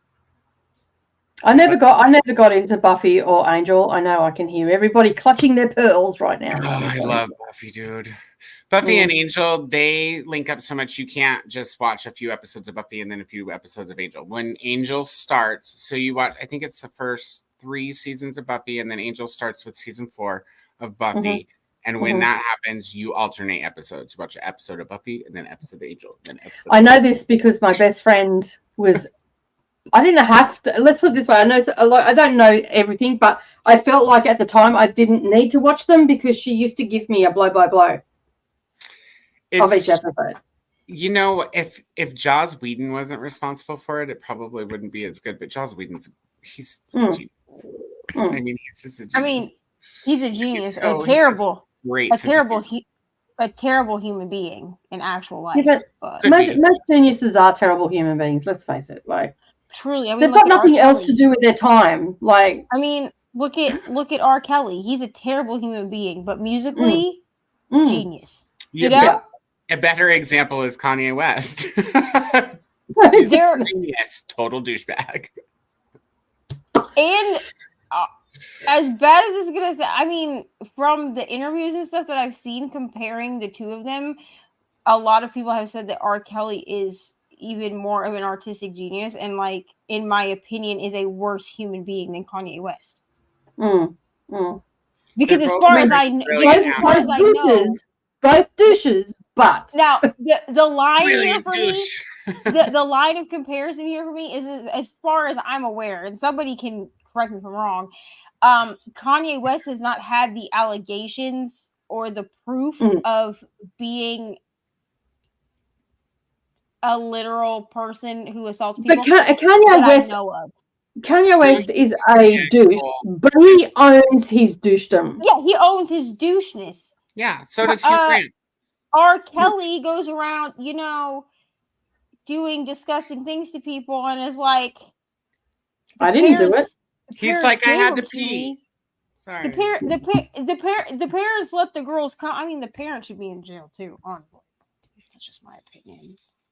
It's just Again, I'm under a rock. I don't even know. I just know that they're douches. Like I don't follow them close enough to know what they're doing. Like they're just like.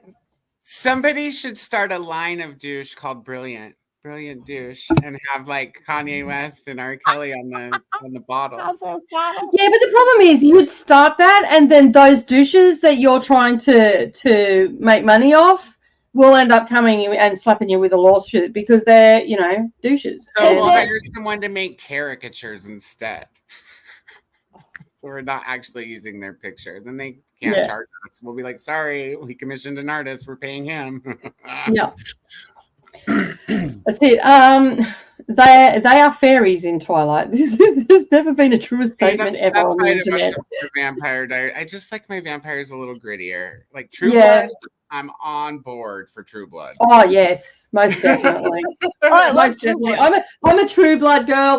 Like I don't watch TV, but I watched all that shit. Here's the thing. I like True Blood. I do like the Vampire Diaries because I felt like the vampire. Well, I mean the books. I can't recommend the books to people. They didn't. They weren't. It's the same as the Charm books, like the original Charm books. Honestly, they weren't. The Vampire Diaries were. I knew the Vampire Diaries was books. That's another reason I haven't watched the show. Yeah, Charmed is too. I didn't know Charmed was based on a book. Yeah, Charmed has a series of books as well. But is the show based on the book, or are the books based on the show? I can't answer that because I can't remember. I will say, like, I don't recommend the Vampire Diaries books to people because I have reread them. They don't age well. So, like, I read them simply for the nostalgia of reading them because I read them as a teenager. Mm-hmm.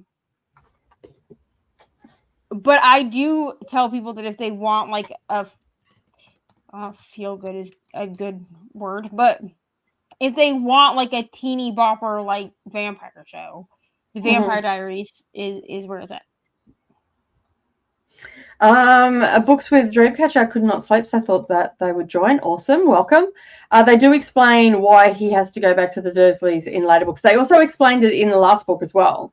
Yep. In the end of the fourth book. So yeah. Words are hard sometimes, Neva. We get you. Thanks. Ooh, Umbridge. Mia, what are you doing out there? Hang on a sec. Yeah, I'm sick. I'm snotty, but I'm going to jump around like a lunatic. Go and sit down, please, and relax. The last thing I need is your mum getting at me because you're still sick. I don't want to be getting Ari does that too, and I'm like, I thought you didn't feel well. Oh, I feel better now. Yeah, and then they're throwing up everywhere because they're jumping around like lunatics. Yes, we are on book 5. We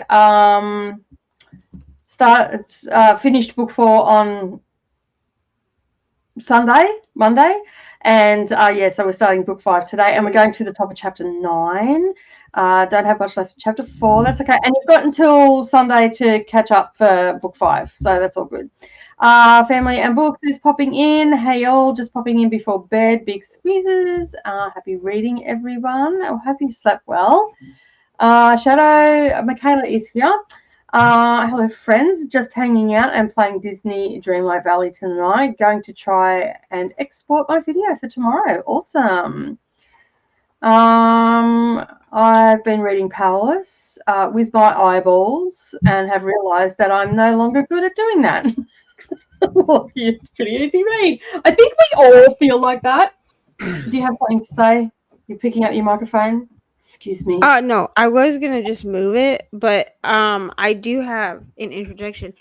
I also thought I was not good at reading with my eyeballs until I read 3 graphic novels with my eyes. And I was like, oh, my eyes work for this?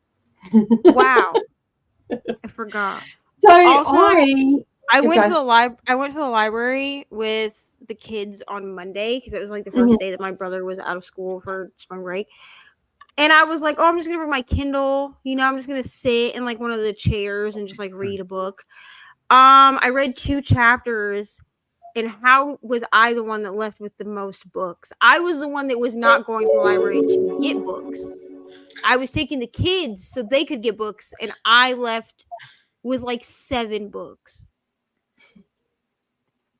That's funny. It's fine. I'm gonna make it Sounds into a right. vlog. Sounds right. What I do before, if I know I've got to read a book with my eyeballs, what I do is before I start is I will immersive read and slow the audiobook down just a little bit, so I'm actually reading faster than the audiobook.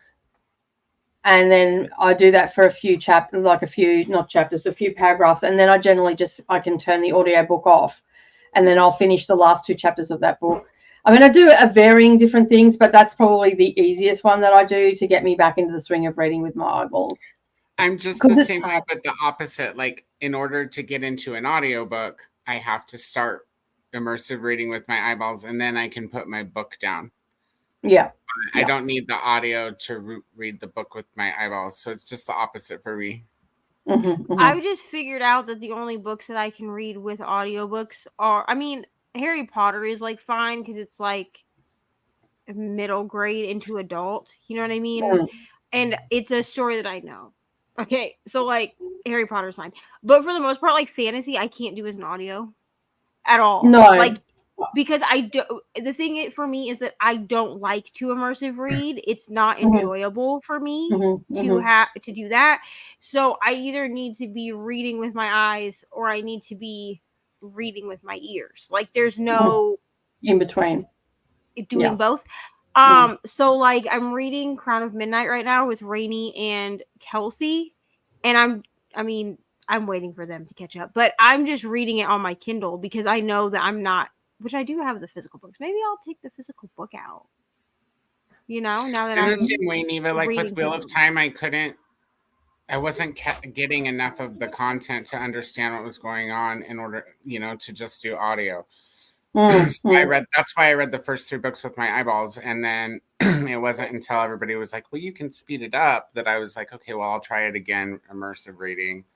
Yeah. And then I pretty much the book for the most part, and then I could get up during like dialogue or So up until we started doing it on sprints, I pretty much done a combination. So I would start, like when I start a book, I would do it with start it with my eyeballs and audio, like immersively reading, because I can do both. And then I would go out during the day and work and keep listening to it.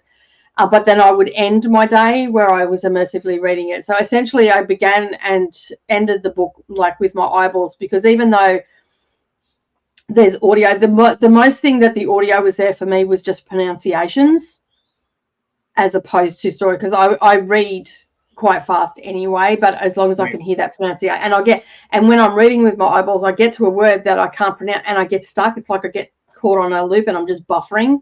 That's whereas the audio will just, because I've had problems in the past with comprehension.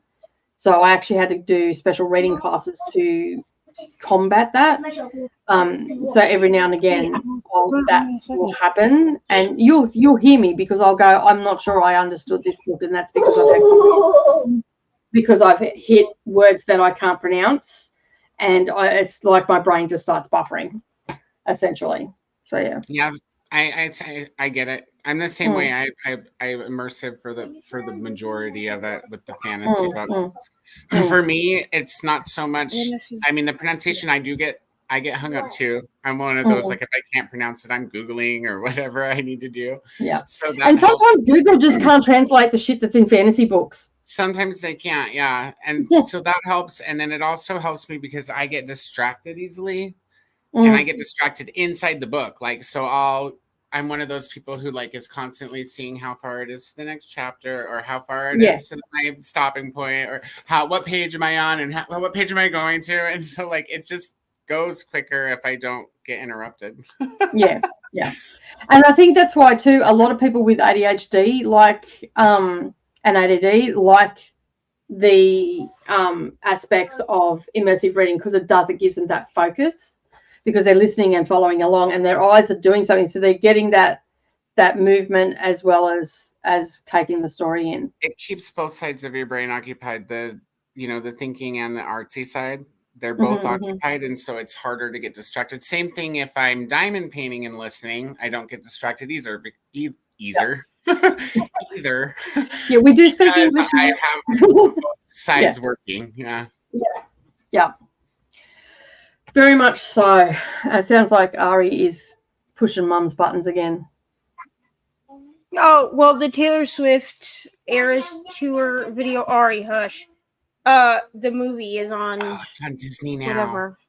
It's on Disney, so I'm trying to decide if I am going to... I don't think I'm going to watch... Well, if I get done with Harry Potter, I'll watch it tonight. Otherwise, I may wait and watch... Because it's like 3 hours. I may wait and watch it with Ari tomorrow so that she can sing and dance because she loves Taylor Swift. So. I'll probably throw it on while I'm working tomorrow because that'll be something I can... Well, I will wait to watch it tomorrow so you can watch it. Yeah, I will watch it with you tomorrow. And y'all can box for me because I'll watch it at work at the same time. Okay, cool. Okay, what are you watching? I'm lost. What movie are we watching? It's the Taylor Swift concert that was in theaters. It's now streaming on Disney Plus. It's streaming on Disney Plus so you can watch it. And it's the extended version.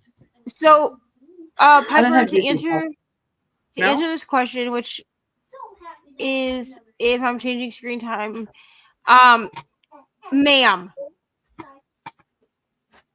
Lord. Anyways, I am doing it per day now. A caveat to this, I am going to explain this in the vlog. I am not counting all of my screen time. And the reason for this is because entertainment on screen time is considered anything that streams. Like they count like music as entertainment. So I use my phone a lot. Like I'll have like HBO, like true crime shows or YouTube going while I'm doing other things. That counts towards my entertainment. So I'm only counting the time that I spend on social media, which is still an embarrassing amount of time. Okay. I just need everyone to know it's not like I only spend 30 minutes a day on social media. It's like actually embarrassing how long I spend scrolling on whatever. I liked enough of your Facebook posts now that I get a notification every time you post something. Thank you so much. And as someone who follows me on Facebook, Coda knows how much I share things on Facebook. It's actually embarrassing. Okay. It's like 5 things at once. When I was looking, why the heck are you two not following me or like have not sent me a friend request yet? I feel like you, but yes. That's because I have family that I don't want to find, so I have to find you. Well, so it's on me. We'll send you our link. Well, I'm easy to find. Like, I mean, I'm relatively. I don't think to be honest, Code, I didn't know you were on Facebook, so I hadn't. Because like Brooklyn is also on my Facebook. Like it's actually embarrassing how much time. Like the reason people don't know how much time I spend on Instagram is because you can't like share. Like I share a lot of things. Okay, I share a lot of things like to my stories on Instagram. Yeah. But sit down, man. Oh, Ari, I can hear the tone in your mum's voice. Sit down, dude. Sit down. You cannot listen. There will be no Coco. Do you hear me? She's getting gringy. Don't start. Okay. Well. You're going to have a McDonald's restriction soon, it sounds like. Yeah. So, like, for instance, like when I first started doing this screen time thing, Coda and Nicole know this. Fine, Ari. I did originally start this, like, what was it, last Monday? Yeah. And it took me the whole day to get through 4 hours of reading time. Like I literally boxered Nicole and Coda and it was like getting through this 4 hours is the death of me. Like, what is happening? But then that's when I was like, do you think that audiobooks are cheating? And they were like, if you're doing something other than playing on your phone, because it defeats the purpose if I'm playing on my phone. You can use audiobooks. Because I'm sorry, and I don't care what anybody says. I will fight the death. I will bring the swords to this fight. audio book reading is still It's still- flippin' reading. It's still reading, but if I'm listening to an audiobook and then playing, You can't play on your phone. I No. feel like it defeats the purpose, especially because Purpose. I do find that if I have access to my phone while listening to an audiobook, I will scroll social media. I don't Yeah. think music should count either. I think if you No, can music doesn't. put your phone down and walk away from it and listen to it without looking at your phone, doesn't I don't count. think it should count. And Yeah. that's why I'm not counting entertainment, because I looked to see what Apple classifies as entertainment, and it was basically anything that I streamed. Now Audible is counted, I think, in reading and information, like it's counted as like a reading app. But my podcast app, my music app, any streaming service, and then my and then YouTube, those are all considered entertainment. So I'm like, okay, well, how can I do this so that it's, because it comes out that like there was a day that I averaged, I think it was like a Saturday, I averaged like 11 and a half hours. And I was like, there ain't no way that I'm using my screen for 11 and a half hours. What do you mean? And then I looked, and it was because I'm consistently like putting my headphones in and then like starting a YouTube video and sticking it in my back pocket. Because I have premium, so I can't turn the screen off while I'm listening to things, but that's what it's counting. So I'm only counting my social media time. Yeah. Fair. Okay. Well, a lot of hellos going on in the comments. Which Kindle do you recommend out of all of them? Paperwhite? Yeah, so I'm going to be doing a video on this specifically. It's actually going to come out next week. I've heard that the Kindle Classic is good. Now, here's what you need to decide is if you want it to be waterproof or not. Like, are you going to be reading on the beach, at the pool, in the bathtub? If you are, then I suggest getting the lower grade Paperwhite. Now, I have the Paperwhite Signature Edition. It's like 32 gigabytes. I got this one specifically because it has the auto adjust for the brightness. That's why I got it. And it also has wireless charging, but I hardly ever use that. So if you don't care about the auto adjust, I would just get, I think it's like 8 gigabytes, and it's just like the normal Paperwhite. But if you're not going to be reading it, get out of that. Kate, leave it alone. Sit down. If you're going to be only using your Kindle like while you're like on the train or the bus or in your bed, then the regular Kindle is fine. Like I think it's just called the Kindle Basic, I think is what it's called. It's a little bit smaller than this one. I think this one's 6.8. No, this is 6.8, I think. And I think the Basic is 6 inches only. So it's a little bit smaller than this one. I've actually thought about getting a Kindle Basic to compare the two. But again, I got the Kindle, this specific one, for the audio adjust, but I would have stuck with the Paperwhite because I do read my Kindle in the bathtub. I read my Kindle in the bathtub. I just don't drop it in the bathtub. Well, I have a 6-year-old who's knocked it into the tub more than once, so. Oh, I keep mine in my hands. Or way on the side. And like once, like on the counter over here. There's definitely been at least one time where I like nodded off in the bathtub and then dropped the Kindle into the water. I've done that with a physical book. Yeah, but it's waterproof. Oh no. Yep. Yes, it's waterproof. I have been there too. I've walked out in a towel holding my book going, may it rest in peace. Into the bin. I blow dried mine. No. But I am gonna make a video. I'm just trying and then probably went out and bought another one and then did not take that book to the bath again. I am gonna make a video on it. But I am okay, I'll be ready in a second. But I am gonna caveat it with that I do not currently own a Kindle Basic. So the information that I have on it is only what I've heard other people say and what I've gotten off Amazon. Mhm. Yes, Dustin, that's exactly what happened. The internet went down under for sure. I don't know what that was. It was weird. Hello, Hey, Rachel. How Joe. you going? Everyone's saying hello.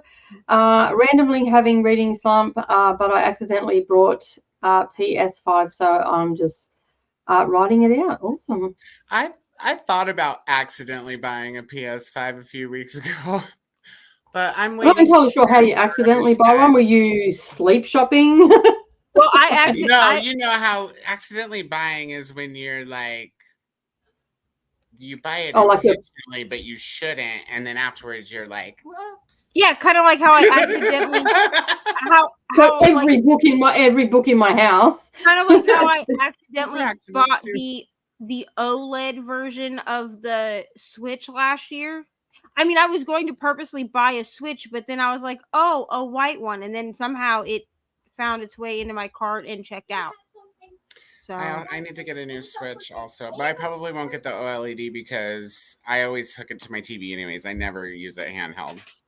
well, see, I got the OLED simply because it was white. And I wanted it to be easier to cover. Like if I wanted to cover it in a skin, the white is easier to cover. Plus, the white looks better, in my opinion. So you can't see mine because it's under the TV plugged in. That's fair. I want a PS5, but I'm waiting for this game called Forever Skies to come out. I want it so bad. So this is right. Yeah, it's basically fan fiction. I mean, it's Yeah. a play. What I'm gonna say about the Fan Cursed fiction Child by the author. is she helped to write it, and she has made statements in the last couple of years that it's supposedly canon. The problem with it being canon is it would completely undo everything that happens in the original 7 books. So she's full of crap. That's all I'm saying. Well, we knew that about her anyway. I was gonna say, like, you seem surprised, Neva. Yeah, I think there may have been, yes. I've never read it, but I believe that there was actually a fan rewrite of this, and yes.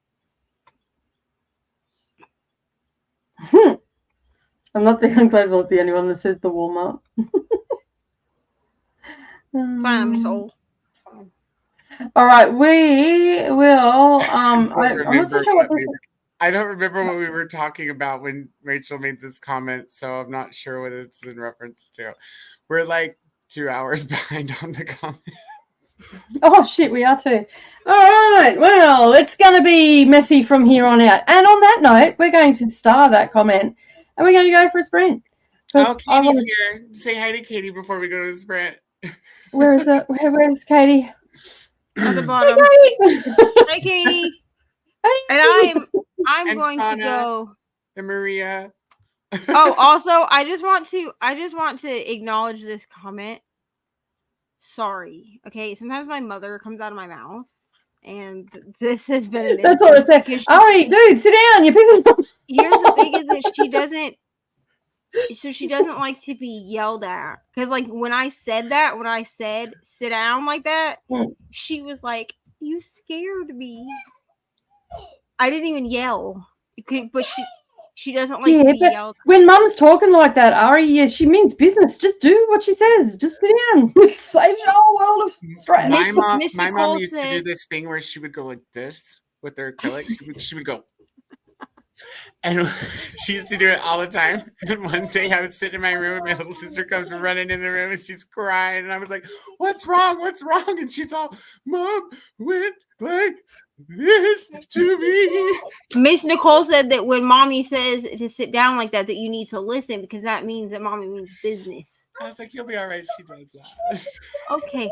Well, Ari, Nicole, sit down. Thank you. My neighbors came out of the house today, so I apologize to my neighbor and his girlfriend. Sit down. So, just so people know what's going on, I'm going to say Coda was being a bitch the other day. And went upstairs and told the bitch upstairs that was being noisy.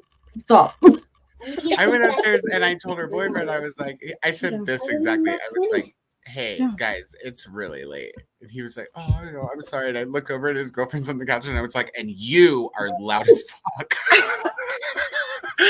or something like that. Then I couldn't go to sleep because I was like, I can't believe I pointed at that little girl. Damn. And then today they came downstairs, so I was like, I'm really sorry about being a bitch the other night. And he's like, no, it's cool. And his girlfriend's like behind him, like, you know. And I looked her in the eye, and I was like, no, really, like, I'm sorry I pointed at you. I was a bitch. He was like, for somebody, we're about to go to his you're front, and then very we can straight go. to the point. I was like, yeah, but I don't need to be a bitch. I was like, I just want y'all to know I felt bad about it. I got some mental issues. I'm not always a bitch. I was just a bitch on that night because you were being loud and I wanted to sleep. Just the 2 times I've come upstairs. That's so funny. All right, we're gonna go for a like. It's just one of those days, people. We will get some reading done, I promise. But anyway, we're going to go for a 60-minute sprint. We will see you all in 60 minutes. Happy reading, everybody.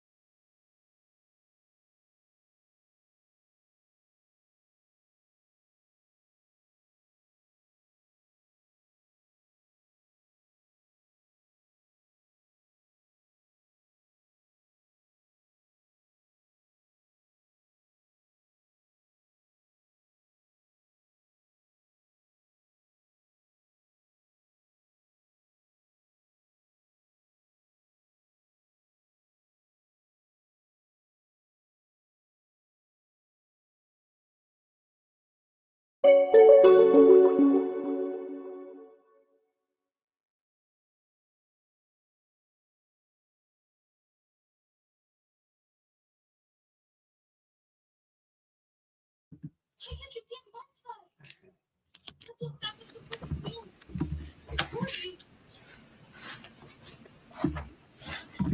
my lord. Hold on. Hello. Hello. I don't know where Nicole is, but how did we do, friends? I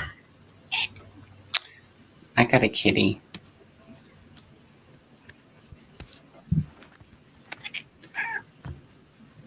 You have a kitty? Yeah, I got a kitty on my lap now. Aww.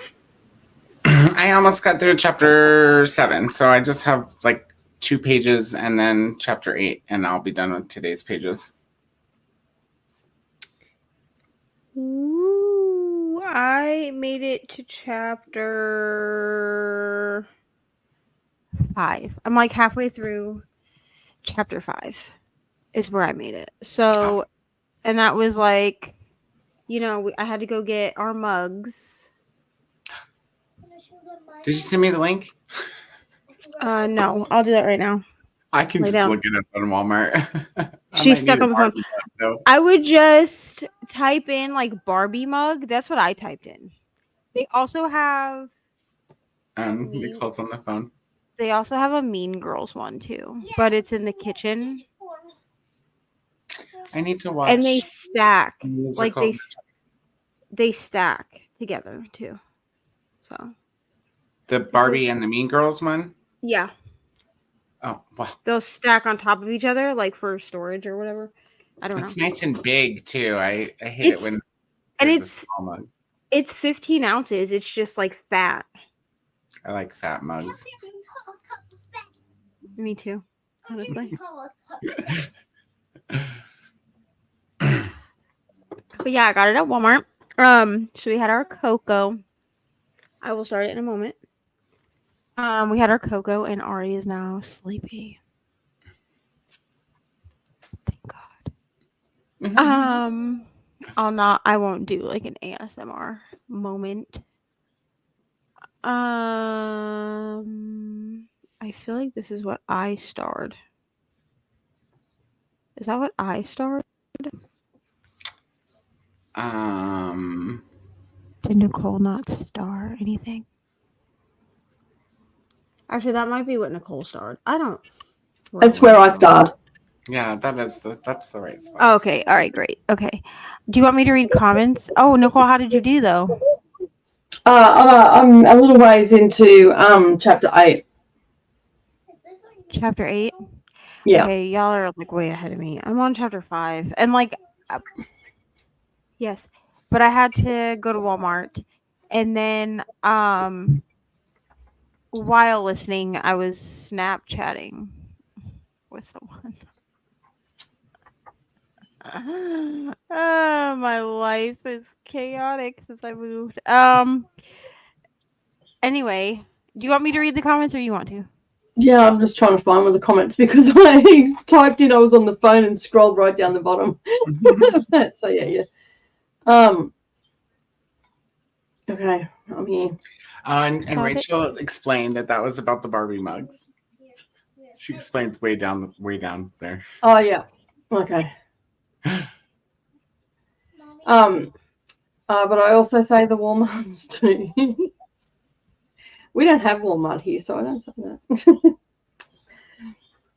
that. Wait, doesn't everybody say the Walmart? I thought it was normal. Over 65. Only say that. I'm now 65, so having this microphone makes me want to start doing like ASMR. But also not. I don't think I would be good at it. ASMR is like the videos where people whisper. Mm. No, Or go to there's sleep. there's a book ASMR where people are like, There's book ASMR. they like shelve their books and stuff. I think it's cool, I actually. don't know. I don't know. watched. Comment- I watched. I didn't realize she was an ASMR channel. Like she just popped up like in my recommendations, but she did like an ASMR wrap up. So she was like, like whispering the whole time. But then like each book that she had, she would like do like what Coda was doing, where she would like flip the pages, and she'd be like overly dramatic when she like turned it around to read the synopsis, so you would like hear her like handling the book. And I was like, this is the most interesting wrap up I've ever watched in my life. I'm sorry, but I just don't get it. So for some people, like the auditory of ASMR, it's like relaxing. So for me, sometimes depending on what they're doing, it can be relaxing. Like I will listen to like ASMR like to sleep, but I'm pretty picky about my ASMR. Like it has to really be just like light tapping, like when they do like their nails against the thing, or it has to be them just talking. I follow a couple of girls that they just like their like ASMR they do is mostly just them like whispering into the microphone. And if they have the so right, obviously, whatever that Yeah. is great for other people in their brain, in my brain, this just would agitate me and make me want to kill you. the only it's probably packed away. I'll find it in a little bit. Lay down. I'll try to go find it in a minute. But if it's like just them whispering, you know what I mean? Like if it's just them whispering, like talking about something. Mm. Like I follow a chick that does like true crime ASMR, so it's just her like talking about true crime cases, but she's like whispering. I'm not gonna do it because like I feel like I sound creepy when I do it, but she's like whispering the whole time. But like she has like just the right voice for it, where it doesn't like grate my nose. Hey guys. Welcome back to my channel. No, I would want to kill you. It would turn me. I would become part of that podcast then, because I would kill someone and then I would become like a feature on that true crime. Yeah, Because I will say killed for her ASMR. I think it's weird. Like I don't know. I just think it's weird. It is proven that not everybody likes ASMR. Like it's proven that it doesn't work for everyone. But there, like I know somebody, like I have a friend, her anxiety, like when she's like high anxiety, she will listen to ASMR because it brings her back down to like a level where her anxiety isn't spiked. Because it can be soothing. It's kind of like meditation. Yeah, but there are some people that like if I listen to them doing ASMR, I'm like, please don't ever do this again. Like we were talking about earlier, like how for me it works. I have to have both sides of my brain occupied, right? So ASMR works for people like that because like not everybody can like meditate in silence, right? It's too distracting because you have intrusive thoughts or whatever. But like with ASMR, it gives you something to focus on that doesn't really induce thought. So see, for me, I've never like looked it up.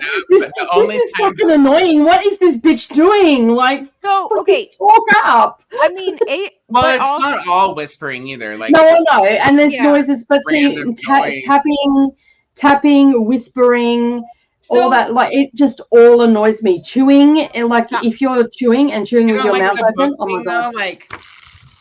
No, it just doesn't do it for me. Nicole, I'm like, oh. Have you ever watched like have you ever watched like the shorts where people like the diamond painting shorts where they're like diamond painting and so like but all you hear is like them peeling back the plastic or them putting down the diamonds? That would be considered ASMR. Yeah, and this is what happens. As soon as I hit it. Because I actually do like the sound of Nicole's over here. like the sound of the diamonds like in the tray. Like when I'm diamond painting, the Yeah. sound of the diamonds in the tray, or like the sound of the the popping noise. Yeah, the pop. Yeah. Yeah, I know what you're saying. like It just the sound. doesn't do anything for me. It just agitates me. But then I've had 4 annoying children that do Hush. tapping, clicking, all those things, whispering, or they come up and whisper. Like these are all going to trigger me into angry mother mode I mean, that's fair. on that. So, like for like when your kids like tap all the time or they click all the time, or they make sounds with their cheeks all the time, or all that sort of stuff, this becomes annoying. These become triggers. These become death bestowed upon you. Then Nicole's in a True Crime podcast episode. Welcome back to my channel. Today we'll be talking about my good friend Nicole. You may also know her as Dusty Book Sniffers. Psycho bitch. And how she became a murderer. No, It's all the documentaries, all ASM. It's all AS murder R. Psycho or just flipped switch. I'm just joking. Go to sleep. Good night. I've lost where we're up to. Oh, the Dollar General store. That's right. Yeah, we were up there. That's where we're up to. Hello, Maria. You've probably come here and gone, what the hell is going on? But this was like from 3 hours ago, so you're probably not even here now. But anyway. Maria's up late, I think. I don't know. That is Friday. That's Thursday and Friday. I'll watch Pardon? the bottom. I said I'll watch the bottom of the comments while you go through the top. Cool, no worries. Steph is also here, so I'm late. That's okay. We're late getting to your comment. We're starting Order of the Phoenix, yes, and we're going to chapter 9 if you're still here, but you probably already know that. Ali Cat will be reading Screw Tape Letters by C.S. Lewis. Awesome. Courtney was also here as well. Hello. Hello to Tangible Reads. Not sure what this is in reference to, but yes, we all eat pizza. Katie was probably here, maybe still here. Hello. We did acknowledge Katie an hour ago, so that was okay. Made it to 232, got 76 pages to go. Awesome. Hello to Paul. I listened to some chapters of my books, but I fell asleep, so I guess I'll be listening to those chapters again in the next week. This was knocking me out. That happens when you're sick. I do a lot of repeat chapters when I'm sick too. Did I hear it? Did I fall asleep? Was I awake? Hang on a second. What went on? Back I go. It's usually how the conversation goes. I fell asleep during Anne of Green Gables at one point and woke up at the end of the book. It was like, thank you for listening to this. And I was like so confused. Also, I would just like to say if anyone was wondering if Ari is sleepy, she was awake a moment ago, and then I looked over and she is laying like this. Oh, did we have magic cocoa? I mean, she did take her melatonin as she does, which I knew it kicked in when she said, I just can't drink any more cocoa. And I said, so are you done? And she said, yeah, I'm just so tired. I can feel that. I feel that.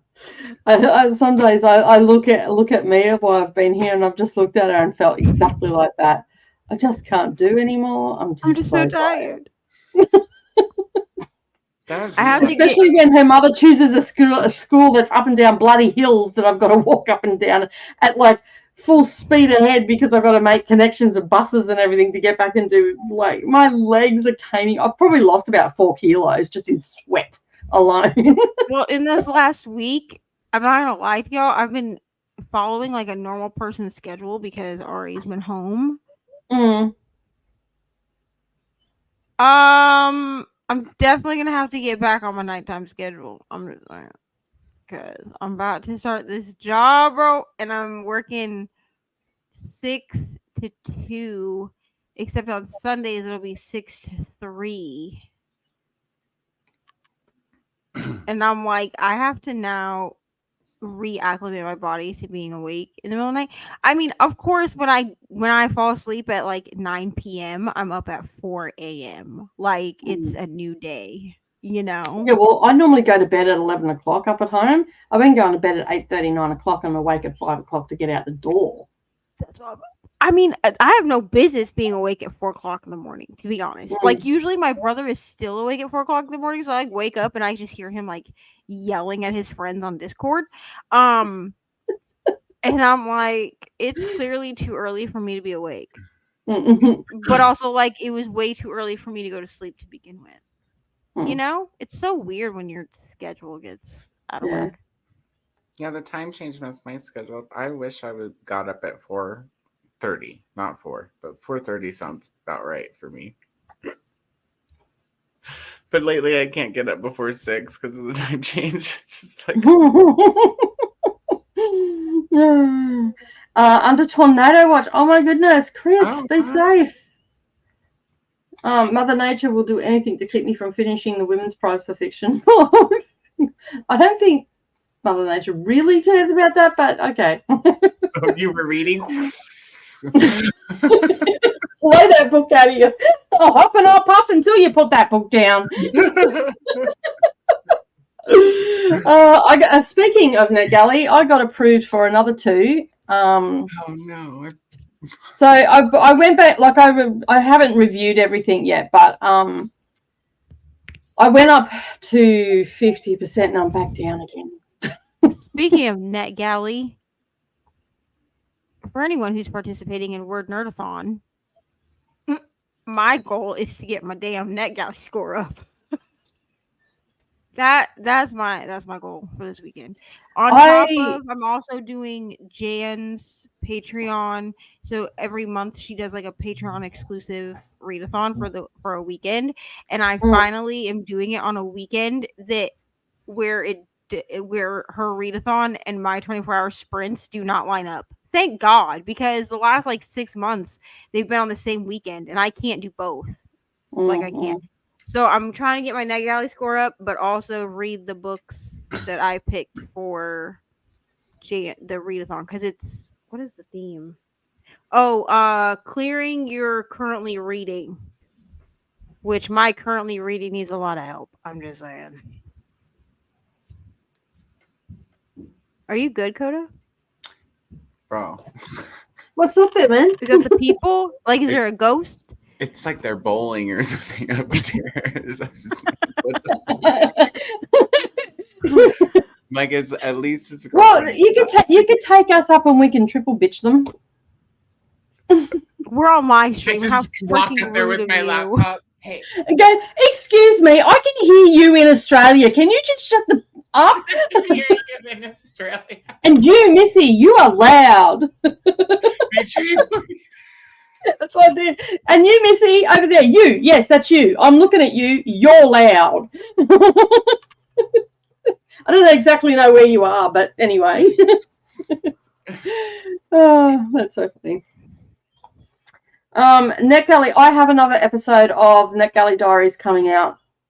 It'll either be, I think it'll be Tuesday. I think I've got it coming out. I'm still working on my Buddy Reads edit, because I've put all these clips all everywhere, and I can't remember whether they were for Readathon, whether they were for Buddy Reads. So I've got to go through all the individual ones, because there was a whole heap that I didn't edit in my phone, that what they were for, and I can't remember. And I can't see myself holding a book up or anything. So I think it's, I've just got to do a little bit of wading through the clips. That one that I sent you, that I sent you both, the Emperor of whatever. It was like a gay fantasy with a really pretty cover. What was it called? It was the one I told you I requested on Goodreads giveaway and on. It's still pending, and it like archives in like 12 days. I don't know. I've actually got waiting for me to read some of these books I already have. I was gonna say, I've actually gotten NetGalley arcs. Like when I got All Good People here. I hated that book. Anyway, when I got that book, I literally got it 2 days before publication date. Yeah, I got one just the one of the ones that I just got approved And I in the reached- last week. Publication dates in like 2 weeks. And I reached out to the publisher and I was like, "Do you want me to try to read this in 2 days? Because like it's not going to happen." Mm. And they messaged me back and said that they had sent out like a handful of arcs to people for review after publication date. And I was one of the people that they had picked for to do that because I was like, there ain't no way, my guy. Listen, ma'am. I'm about to copy Nicole and start doing some NetGalley diaries myself because Lord knows my NetGalley needs some freaking help, bro. Like, Hey, it's working for me. Like I've done 4 last week, and I sort of started vlogging it, and then I've done more this week. So like it's working. I mean, I'm not going to promise there's going to be one every week, but right. Well, literally, I went to the Walmart today, as we know, and went to the books, as I do whenever I go to the Walmart.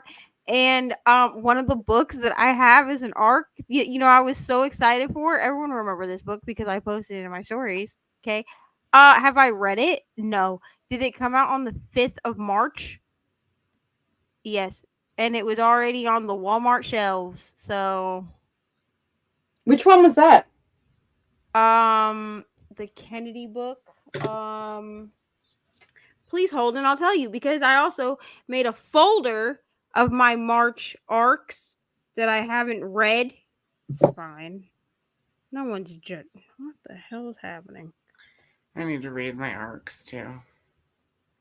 You need to make a day where you just read arcs. The Kennedy Ryan book, Before I Let Go.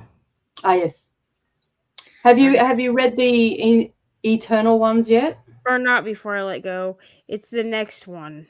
It's not Before I Let Go. Hold on. Have I read what? The Eternal ones? No, yeah. I've not read the Eternal ones yet.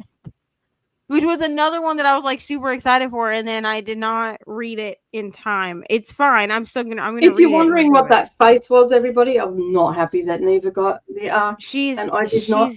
Jealous that I got. Here's the thing. I didn't even expect to get the Eternal ones. Okay. I really did not. And I was like, I'll request it, but I'm not gonna get it. And then I got it and then dropped the ball. And then rubbed it and then just slashed me and threw salt on my wound and rubbed it in. This could be Us is actually the one that I'm thinking of. I pulled it up. But here's the thing. I did read one NetGalley arc this month, so I'm actually proud of myself. And I read it before it was published, which was The Guest House. That one was great. It was very gripping. I gave it 4 stars. It was like a pretty typical thriller, but I did not see the twist. See, I thought I knew who it was, and then it was somebody else, and I was like, I should have seen that as a possibility, but I didn't. So yeah, I'm pretty happy with what I've done because I was so far behind in my NetGalley, and I feel really bad because I've been gifted these books. So I just thought, you know what? If I turn it into content, then it's going to work for me. And so far it's working. So I'm just going to keep doing that. And then eventually I will be up to date and whatnot. But also, I am doing a few Read It Now ones as well, throwing it in there just to get my score up. So it's working. They're free books at the end of the day. And I'm enjoying the books that I'm reading. Yeah. Yeah, I think I'm going to have to turn it into content. Just to keep myself accountable to doing it. Yeah, well, that's why I'm doing it, because it'll keep me accountable then. JD, hey? Stuff. What's wrong? I said I just need to catch up on my current stuff is all. Yeah. Then I can dedicate a day or two to just... Yeah. I made it to 60% in The Long Way to Small Angry Planet by Becky Chambers. Really good so far. Selena also joined us at some stage. Earlier. I'm at 26%. Just watched a YouTube. This must be when we come back from the first sprint. Hello to Katie. Read 19 pages and taught one of my cats how to use the pet door. The other cat is so confused. They look at you and go, what is this crap you're trying to get me to do now? What chapter are we going to? Chapter 9. Mary also joined us at 11:17 a.m. Hello, everybody. I'm just getting home from work. Not sure how long I can hang out with you tonight as work is sucking the life out of me. this week, and I don't have much brain power or energy left. I don't think Selena was clapping to you, Mary, but this was more to Neva for being able to keep a straight face. And Yes, not this was yeah. to me for not spoiling anything Yeah. for anyone. It was a deleted scene in the movie. Yeah, it was, but also it doesn't make sense contextually in the movie because it was a deleted scene. Like it was a scene that needed to be part of the movie, and what she's talking about is I mean, I guess we can turn the spoiler thing on, but we already talked about it earlier. But it with the explanation of Aunt Petunia knowing more than we thought she did or whatever. Okay. It's deleted in the movie. Like it's a scene that they filmed, and if you've ever had any of like the collectors, like if you had the collector's editions of the DVDs or the Blu-rays, it's in there as a deleted scene. But in my opinion, it's a scene that shouldn't have been deleted because it doesn't make any sense to the people watching it what's going on, you know? Oh God, I just lost where we're up to. Damn it. Aha, here we are. Because when you do spoilers, that goes straight back down to the bottom again. Hello, how are you? Thanks for joining, Linz.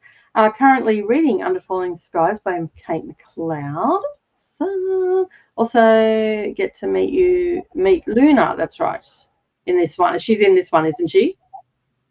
In the Order of Phoenix, yes. Yes. Yeah, because she's in the last 3 movies, or 3, 4 movies. Because I don't think we were introduced to her in the 4th. I don't know why I always think that we get introduced to Luna in the 4th movie or in the 4th book, but we don't, because we get introduced to her in the 5th. I thought we were going to meet her because I thought that was her on the cover of the 4th book.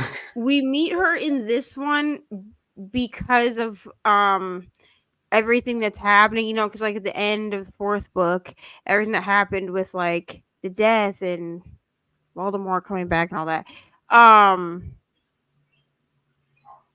Yeah, we get introduced because there's, you know, rhetoric, or there's propaganda being said in the Daily Prophet, and then other propaganda that supports Harry. So that's where our crossover with Luna comes. I don't know why I always think that she's in the 4th book and she's not. This is how you know she's in the cover of the 4th book. This is how you know. No, that's Fleur Delacour. Oh, okay. But this is how you know that after 16, 17 years of reading these books, everything just runs together for me at this point. Well, it's just like, one book, so yeah. I'm just like, Luna's in every book and she's not. Yeah. So you are doing so well. Thanks so much. I keep going to comment and then nope, can't say that yet. I always thought it was about Malfoy just wanting to be someone who was famous. Maybe. I don't think so. Maybe. I mean, maybe, but the kids definitely know that their parents were Death Eaters. I'm just saying, like, the kids of the Death Eaters know. It's just like if your parents were in the Mafia. Like, you're not going to go around telling everybody that your parents are in the Mafia. If there was a Dark Lord in our world, Kodo will tell him, come, let's go for a drive. I have a game. Oh, you still want to kill me? Oh, they're also doing this is about the Cursed Child, right? The TV series. Yeah. The series isn't the Cursed Child, it's a spin-off in the Wizarding World. Oh, Wizarding World, yeah. The Cursed Child is still not confirmed. I'm on IMDb right now. Thanks for explaining that. I unfortunately don't have Peacock, so I guess I will have to wait until it comes back. Times like this makes me really want to, wish I had the DVDs. Have you checked your local library? Does your local library do DVDs? Your library might have the DVDs. I mean, probably do. This is like one of those things where like You might even have Blu-ray, depending on your library. I've owned these movies for so long, like digitally, that like I do keep up with where they are, just for like the sake of other people, because like not everybody is using my Apple TV subscription. You know what I mean? Like, I think I have all of them on DVD. But like our house, like my dad has all of them on DVD, but I also have them all digitally. So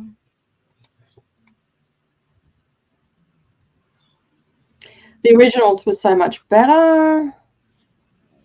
130 pages, 21%, 15 chapters. Awesome. Rainy. Okay, hey besties. Cleaning my office so I can put my new office chair in, and also reading Spark of the Everflame. Awesome. How are you, Rainy? Hopefully you're getting lots of cleaning done. That was a couple of hours ago, so I'm guessing maybe you might be asleep by now. Hi, Deb. How are you going? It's pretty late, isn't it? Good morning to Deb. I'm the opposite with my ADHD. I cannot immersive read. I can listen to what I'm trying to read with my eyes out loud. Fair enough. I guess everybody's different, just like I can't do ASMR. AS murder. Maybe that's my kill switch, ASMR. you need Nicole to take care of somebody for you. Just start talking to her in whispers.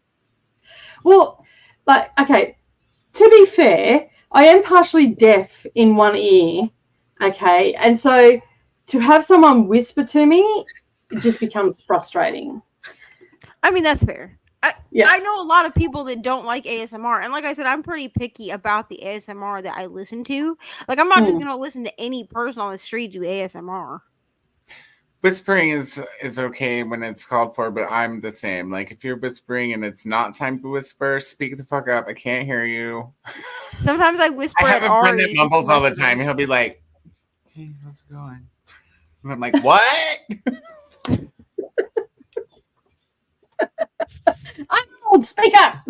He's like 10 years older than me too. I'm like, dude, there's traffic while we're going for a walk. You need to like make eye contact with me and speak at my face. I need to be able to read your lips while you're talking to me. Look at me. Especially if you're not going to speak up. I'm like, the wind is louder than you. I hate it when my kids mumble too. On that, I say to them, I can hear that mumbling, and one day you're going to mumble, and I'm going to hear exactly what you say, and then death will be bestowed upon you. I gave you life, I can take it away. Oh, Ari likes to whine.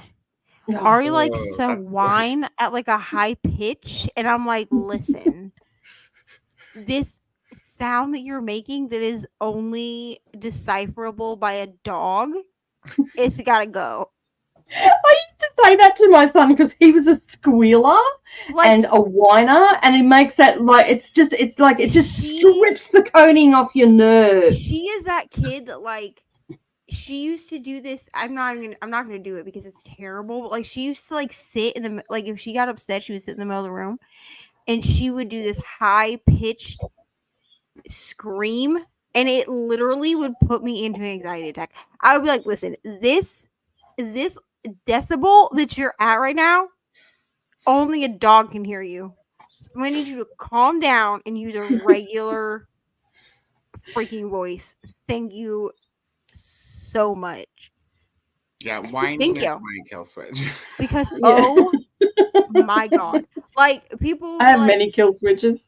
People will be like, "Oh, you're such a great parent," and I'm like, "Yes, I'm also an anxious parent."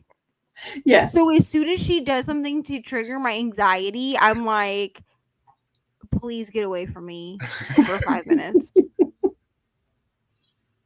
I put up a meme the other day on my Facebook, and it was like, this is the type of parent I thought I'd be, and it's the guy from, I can't even think of his name, but it's like, I love you, he's an elf, I love you, I love you, I love you, and then it cuts But this is the parent that I actually am, and it cuts to the guy from Schitt's Creek where he's like, that's just fucking stupid. Oh, David, yeah. That's exactly who I am. Like today, we went That's to the fucking stupidest thing I've ever fucking heard. Really? like today we went to story time, right? And like I understand it's like all these little kids, like it's children, literally like from like toddler age and up, right? Mm. And Ari was like, "Can we stay and play?" So like I purposely got there 15 minutes before story time so that she could like play. They have like toys or whatever. Mhm. And I was like, no, we're gonna return these books and then we're gonna go. I kid you not. By the time that we got the books returned, all I can hear are these children in the play area just screaming for no godforsaken reason. And I was like, Ari, we've got to go. I was like, these kids are screaming. I was like, I can't do it. We got to go. And she was like, they're not screaming, Mom. They're crying. And I was like, truly, I don't care. I was like, the noise that they're making is uncomfortable. And she looked at me and she was like, yeah, you're right. I don't really want to be here anymore. And I was like, great, let's go home. Because I was like, I will be damned. I've had my teenage girls say to me, Mum, stop scaring the children, because when kids start crying in the supermarket and stuff, I must get a look on my face and I'm looking at them. They cringe into themselves. I can't do it. This is why we get along, because I was just thinking like I would be the one at the playground like, I'm pretty sure that I literally looked at a 2-year-old with disgust today at the library because he like flung him. Like I understand, like he was throwing a fit, you know what I mean? He's 2 years old, like whatever. But he like flung himself in my path. Like I was trying to like walk, and he like flung himself down on the floor and just started screaming. And I'm sure that I looked at him and was like I know I made a face. Like I know I did. And like his mom just like apologized. She was like, I'm so sorry, and like smiled at me or whatever. But like I know I made a face at this kid. Like I know I did. And I was like, I gotta go. You should probably teach your son not to do that, because Like, that's I've walked up to kids in shopping carts. Like, what's wrong? And they just shut up, and the parents just look at me and go, thank you so much. Because usually the kids that are screaming blue bloody murder in a shopping center or whatever, they're having too much audible stuff happening in their brain, and it's causing it. Because Dharma Jane was like that. I'd take her into a mall and there was just too much noise. It was like an overload, too many colors, too many things happening, and it was an overload on her little brain. Many a times I walked out with her over my shoulder because she was having a meltdown and whatnot. So after I worked out, like I'd walk away from her, she'd throw herself down, I'd walk away, continue shopping. I'd keep her in earshot, like you could hear her. That I'd continue shopping, get the stuff, sling her over my shoulder, and then walk out with her through the checkout, and off I'd go, right? Because that was just what I had to do to get shopping done. Being a single parent, I didn't have someone to rely on. And now when I'm in the shops, if a kid's just being poorly behaved and their mother has told them repeatedly, and they're like 7 or 8 or 9 or 10, I'll give them the death stare. But if they're a little kid, like 2 or 3, and they're having a meltdown, it's guaranteed there's just too much noise going on in the supermarket. I'll go up and start talking to them, and you can see, and they stop because it's a stranger talking to them. What the fuck are you doing? Like, who the hell are you? They just freak out.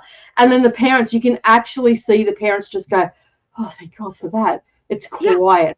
My thing is, like, Ari throws her fits and she has her little attitude, whatever, but she knows better than to do that in public. Like, she won't do it in public. That's the thing. So people see her in public and they're like, oh, she acts so well. I'm like, yeah, you should see her at home. Anyways, so like it is what it is, but like I'll be damned if I make myself sit in a spot where children are screaming for no reason. Like I cannot do it. Like I will be like, I left the hospital with my baby because I did not want my baby to learn the bad behaviors of the other babies. Crying all night. What the hell?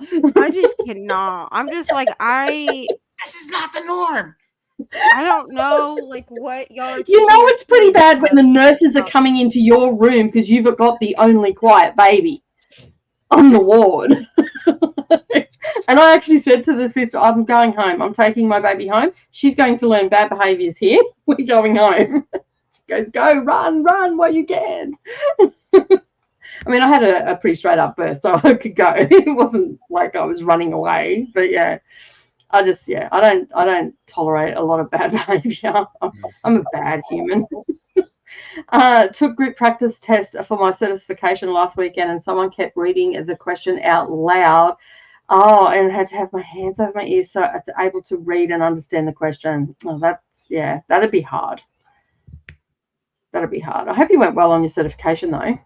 Sometimes I feel like I'm the only person who doesn't listen to Taylor Swift. No, I listen to some of her songs, but I don't dislike her either. I'm just, I like some of her songs, but she's not the be all and end all. So it's okay, Rachel. We're together. I mean, me personally, my excuse is that she got her record. She's like 2 years older than me. So I think I was 12 or 14 when her first album came out, and I've had every album. Now, I will say that my love for Taylor Swift stops at like Speak Now is my favorite album. But I do like Red, and I like some of the songs on Reputation. But that's about where she lost me. Like once she started doing like the folksy thing, I was like, no, thank you. Midnights is cool, that's cool, and I'll listen to the new album that she's coming out with. But like the Folklore era, I'm like, no, thank you. I like country pop. I style. like poetry, so I think she's a good writer. Oh, I mean, she's definitely a good writer. I just am not drawn to folklore at all. Ari's favorite song by Taylor Swift is "Shake It Off." Music. So, like folk music. The album Folklore. Oh, shows you how much I know about. It is more of like a folksy, like I don't know. 1989. That's about as far as my Taylor Swift knowledge goes. It is more like a folksy, like singer songwriter kind of feel, as opposed to like her country pop, rock, whatever. I'm not really drawn to it. You know what I mean? I mean, it's fine. Like I don't hate it or anything, but I don't have them like downloaded to my phone. You know what I mean? But Ari's favorite song is "Shake It Off." She'll just like walk around the house just like singing "Shake It Off" for no reason. So. What album's that from? Are you talking? Oh, "Shake It Off." Oh shit. Yeah, "Shake It Off." I know it's 1989, isn't it? 1989, I think. Yeah, I think "Shake It Off" is from 1989. Yeah, because that's about the only album I know of hers. I don't know nothing before it, nothing else. I think that was her most popular album, wasn't it? Probably just because it had the most. It had the most pop songs on it. Yeah, it had the most pop songs because that was really when she transitioned from country to pop. Because she had like the Reputation album, which I don't feel like did as well as she was expecting it to. I mean, it was good. Like there were good songs on it. Like Reputation had like Bad Blood on it and Look What You Made Me Do and all that. Midnights is the one with Anti-Hero, right? Yeah. Yeah, that's a good album. And You're on Your Own, Kid. I love that song. That whole album was good. Every time I hear "You're on Your Own, Kid," I cry. So that's my villain era story, my villain origin story song. I like Christina found me on Facebook. So I told you it's not hard. You don't even need my last name. I'm usually, I think, the top Coda on that list. Okay. Coda found me on Facebook. Like I got on Facebook one day and I was like, "Oh, I have a friend."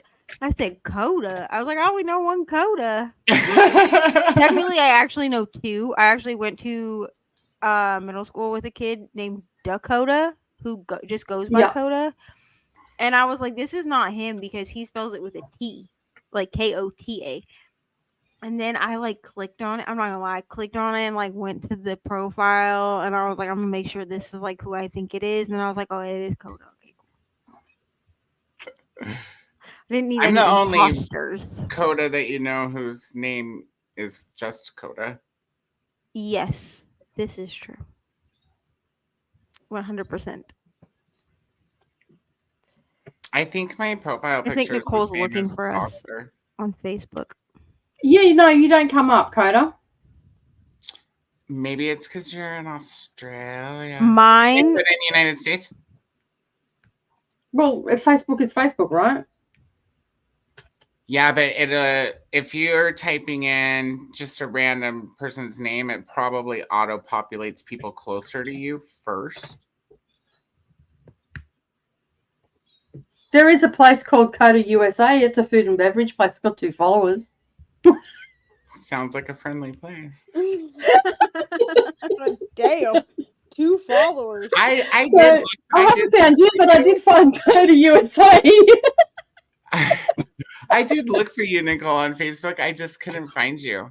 No, you won't be able to find me because I've got parents and family members that are not nice people, and I made it very hard. It took my sister to track me down. It took her 10 years to find me.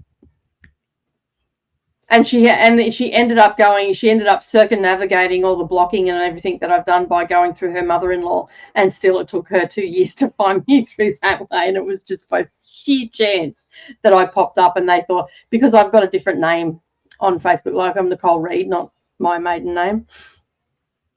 And so it took them a while. My Facebook I is looked for you on LinkedIn too.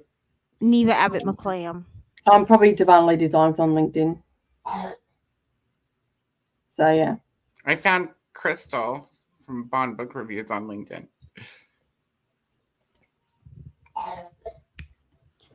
I think on It's fun finding Facebook I people. only have like Coda. I have Paige from Pages with Paige, and I have Brooklyn on my. On Facebook. And Brooklyn found me, I think.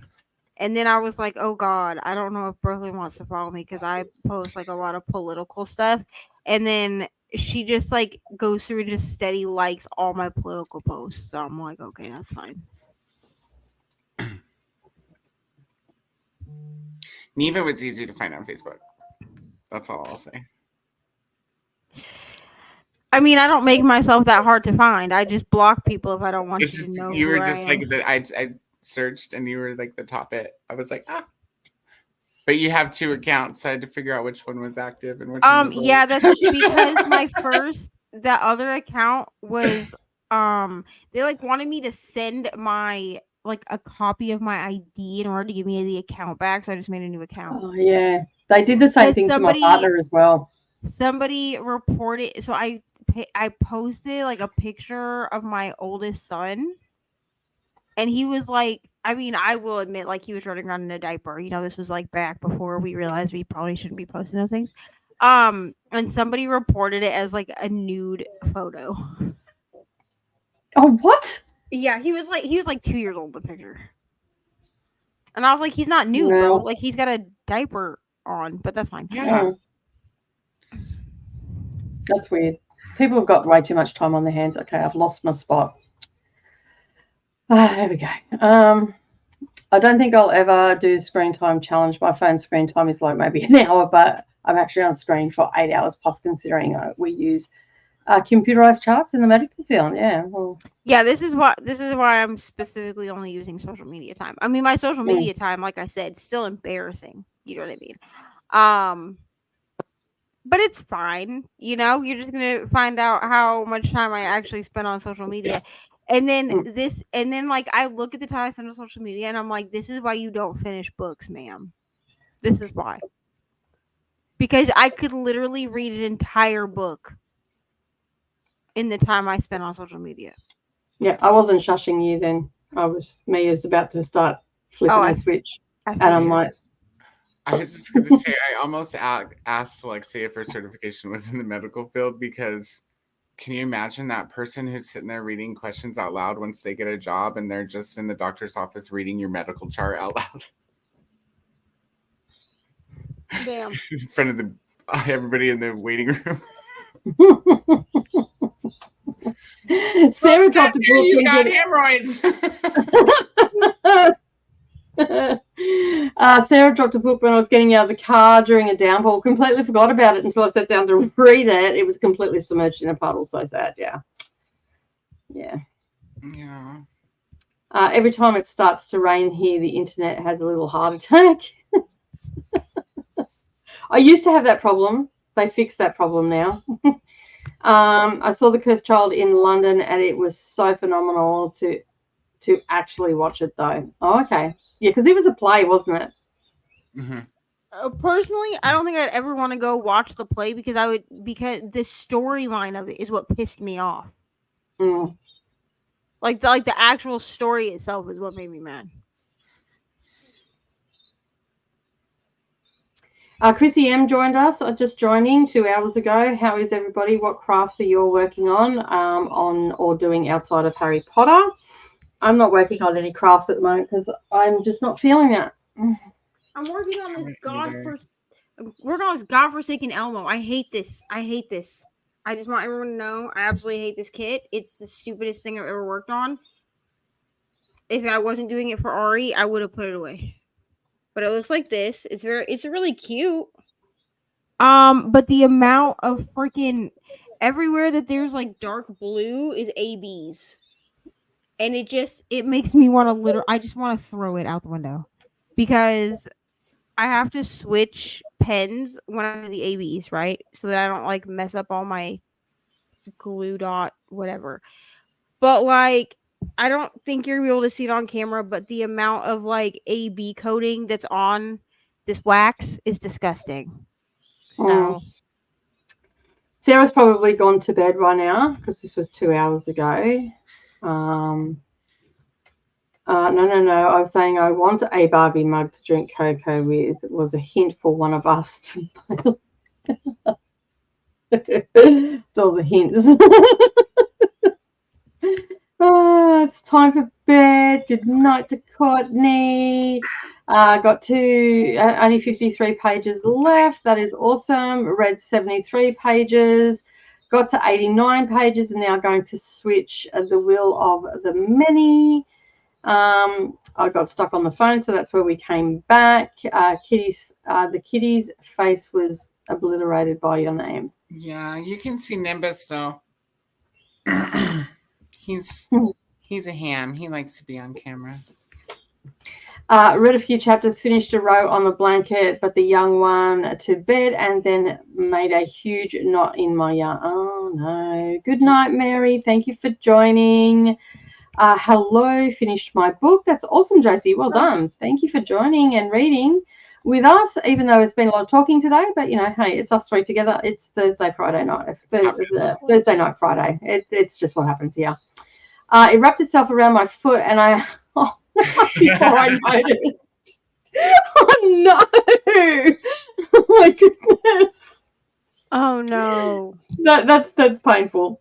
Selena got to 38% in the stand. Awesome. That's a lot of pages read because that's a bloody huge book. Finished chapter 11 of Such Sharp Teeth at 73%, going to bed after the chatty bit. Good night, Jean. Thank you for joining. And worked on my developmental, look at that, I got that word out. Didn't think it was going to come out then. Psychology unit, that is awesome. Jamie also got to 78%, a long way to Small Angry Planet. Also about ready to put my closet back together. Awesome. You've been sorting out your clothes and stuff, I assume. Is that Small Angry Planet one of the robot books or whatever? She said Becky Chambers, right? Like, is it in that series? I think it might be. Watched, I don't know what that is. My mouth doesn't want to say it. Zianzia? Yeah. I don't know what that is. No idea what the plot is about, but I am invested in the romantic subplot because the guy is stoic, love struck, and doesn't know how to deal. Zianzia. That's probably it, actually. Meaning immortal heroes. Oh, there you go. With his emotions in a dignified manner. I didn't do any reading during that sprint. I was busy with my nighttime routines. I guess I'm 65. Cool. I can retire. Collect a pension and order stuff off the senior menu. Nicole speaks my exact thoughts on ASMR. Oh, dear me. Like when you live with a bunch of mumblers, the last thing you want to listen to is someone whispering or tapping or You have no idea how much it annoys me when someone is on sprints and they don't turn their microphone down and they start angry typing, is what it sounds like. And I keep smiling. I'm not going to say anything in the comments. I'm just going to keep smiling. I'm like, is it loud when I type? Does the sound come through? No. It's only certain people where the sound comes through. It's the chunky keyboards that make that. That's the sound. I may have to reassess our friendship. I'm with you, Nicole. Whispering ASMR gives me the icks. Yeah, like, I don't know. I think it's like stalker behavior.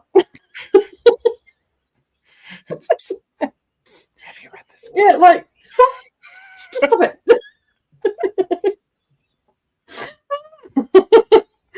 One of these mornings when I get up, I'm going to be like, on Voxer, are you awake? And you'll get back from it. Don't you piss me in. And then we're gonna get back. Don't speak to me in that tone of voice. That's what we're gonna hear from Nicole. Don't you tone me like that. Excuse me, your time. I've actually said these comments to my kids as they've done stuff like this. Don't you tone me like that. Excuse me, I can hear the tone. It's dripping out of your mouth. Get your butt back here and address me in the proper manner. That's like when people are like, I'm always like, don't blow your breath out at me. Don't you have me? I've said that too. Sounds like a modern day beatnik. Yeah, I don't like any of that either. I watched a rug washing and yarn trimming videos. Awesome. But I watched them muted in the background while I read when I can't find live streams. Okay, yeah, fair enough. It's a murder.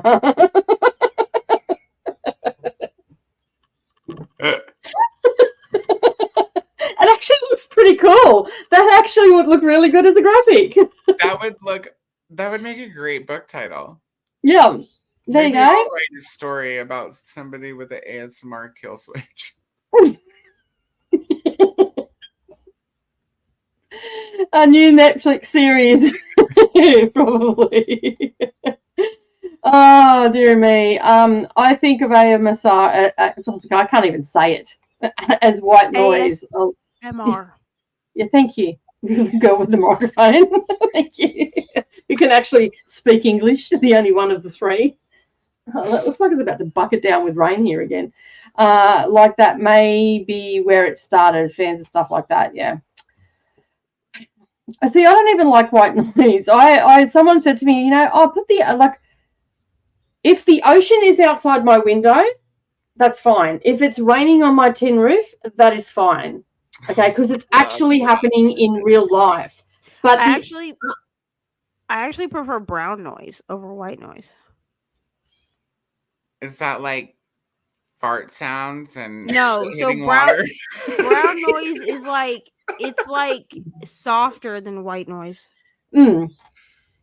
Is it like this? Stop it. Nicole's gonna kill you through the screen. We're just gonna watch Coda drop dead. So I'm okay with those sounds, but someone said to me a couple of months ago, or probably be about 8 months ago, maybe if you got, one of those apps where they've got the white noise or the, the sounds of the ocean, the sounds of the rain or a thunderstorm or whatever. I got it was on for about 10 minutes. I sat up and went, well, that was as annoying as fuck, and turned it off. I'm like, thunderstorm, I've got thunder feet. Bowling. I love the Magic Cocoa. I mean, I get that people like the ASMR, and you, Missy, you're loud only when it's birthday. Or maybe only loud when my husband is away. Then I remember I'm chronically single. Nicole, if it makes you feel better, you do have an early copy of a book Neva does not have. Oh, yes, I do. I do, actually. No, Neva. What book do you have? Now I need to know. Coda's got it too. I was going to say, because I have 2. Oh, what? How do you have 2? And I only have 1. I got the. I got a message from Rachel saying, and Coda demanded that I send this to you. So, What book is this? I'm just about to. I can say it, right? Yeah, right. Yeah, we can advertise it, right? Rach? Yeah. Yeah. It's a dance. Well, I'm going to anyway. A Dance of Mist and Fury is Rachel's book. Listen, if this is a romantasy, I'm just gonna say it's better that I don't have it. It's better. No Gee, offense, maybe Rachel. That's how you really feel. Here's the thing, okay? I unlike some people in the booktube community, am aware of the kinds of books that I like, and I just do not think that I'm a romantasy girly. Like, I'm a romance girly and I'm a fantasy girly. I just don't think that I like when the romance is the main part of the fantasy. You know? I just, like, I prefer, like, politicalness over romance. Does that make sense? Yeah. Or dragons or something. Like, I don't know. Like, I don't really care. Like, I think that's why, like, ACOTAR works for me, is because, like, yes, like, ACOTAR to me is more of, like, fanro, because, like, yes, there's romance, clearly. Like, there's a gigantic romance plot. But also, like, you still have all of the, like, other stuff that makes a fantasy. Yeah. Like, I can focus on other crap other than the fantasy. You know? I'm not knocking anybody that likes romantasy. I'm just saying I'm not that person. Oh, what was that? Oh, I smacked the shit out of my microphone again. So the other one, Rachel, the other one is sorry. Is that your first book? The other one is called That's the cover. Let There Be Fire. Oh, that's pretty. I like the cover. And also, I probably shouldn't be given any more early releases because I'm so far behind on NetGalley as it is. I think we're group reading this in April, aren't we? Because it's coming out in May. Yeah, we're sneaking it in. Cool. All right. Is it because Mia wants lunch and that? Is it okay if we do a 90-minute sprint? Isn't connected. Huh? What? Coda, are you good? I was reading the bottom comment from Rachel. She said something about your IG isn't connected. Mine? My IG isn't connected to what? I don't know. That's why my face. Hello. Rachel, what are you... Oh, they're not connected on... Maybe you aren't connected on Instagram. My IG is not connected. Oh, you got to find Rach on Instagram. Maybe that's... Yeah, you're not connected on Instagram. That's all. I mean, it's going to be easier for you to find me. It's just reading Winneba. Yeah. And just look on any of my diamond painting pictures that'll pop up there. And also the last post that I did, Neva's on there. Liked it. All right, where am I up to? Am I starring? Here we go. All right, we are going to do a 90-minute sprint. We will see you in an hour and a half. Enjoy, people.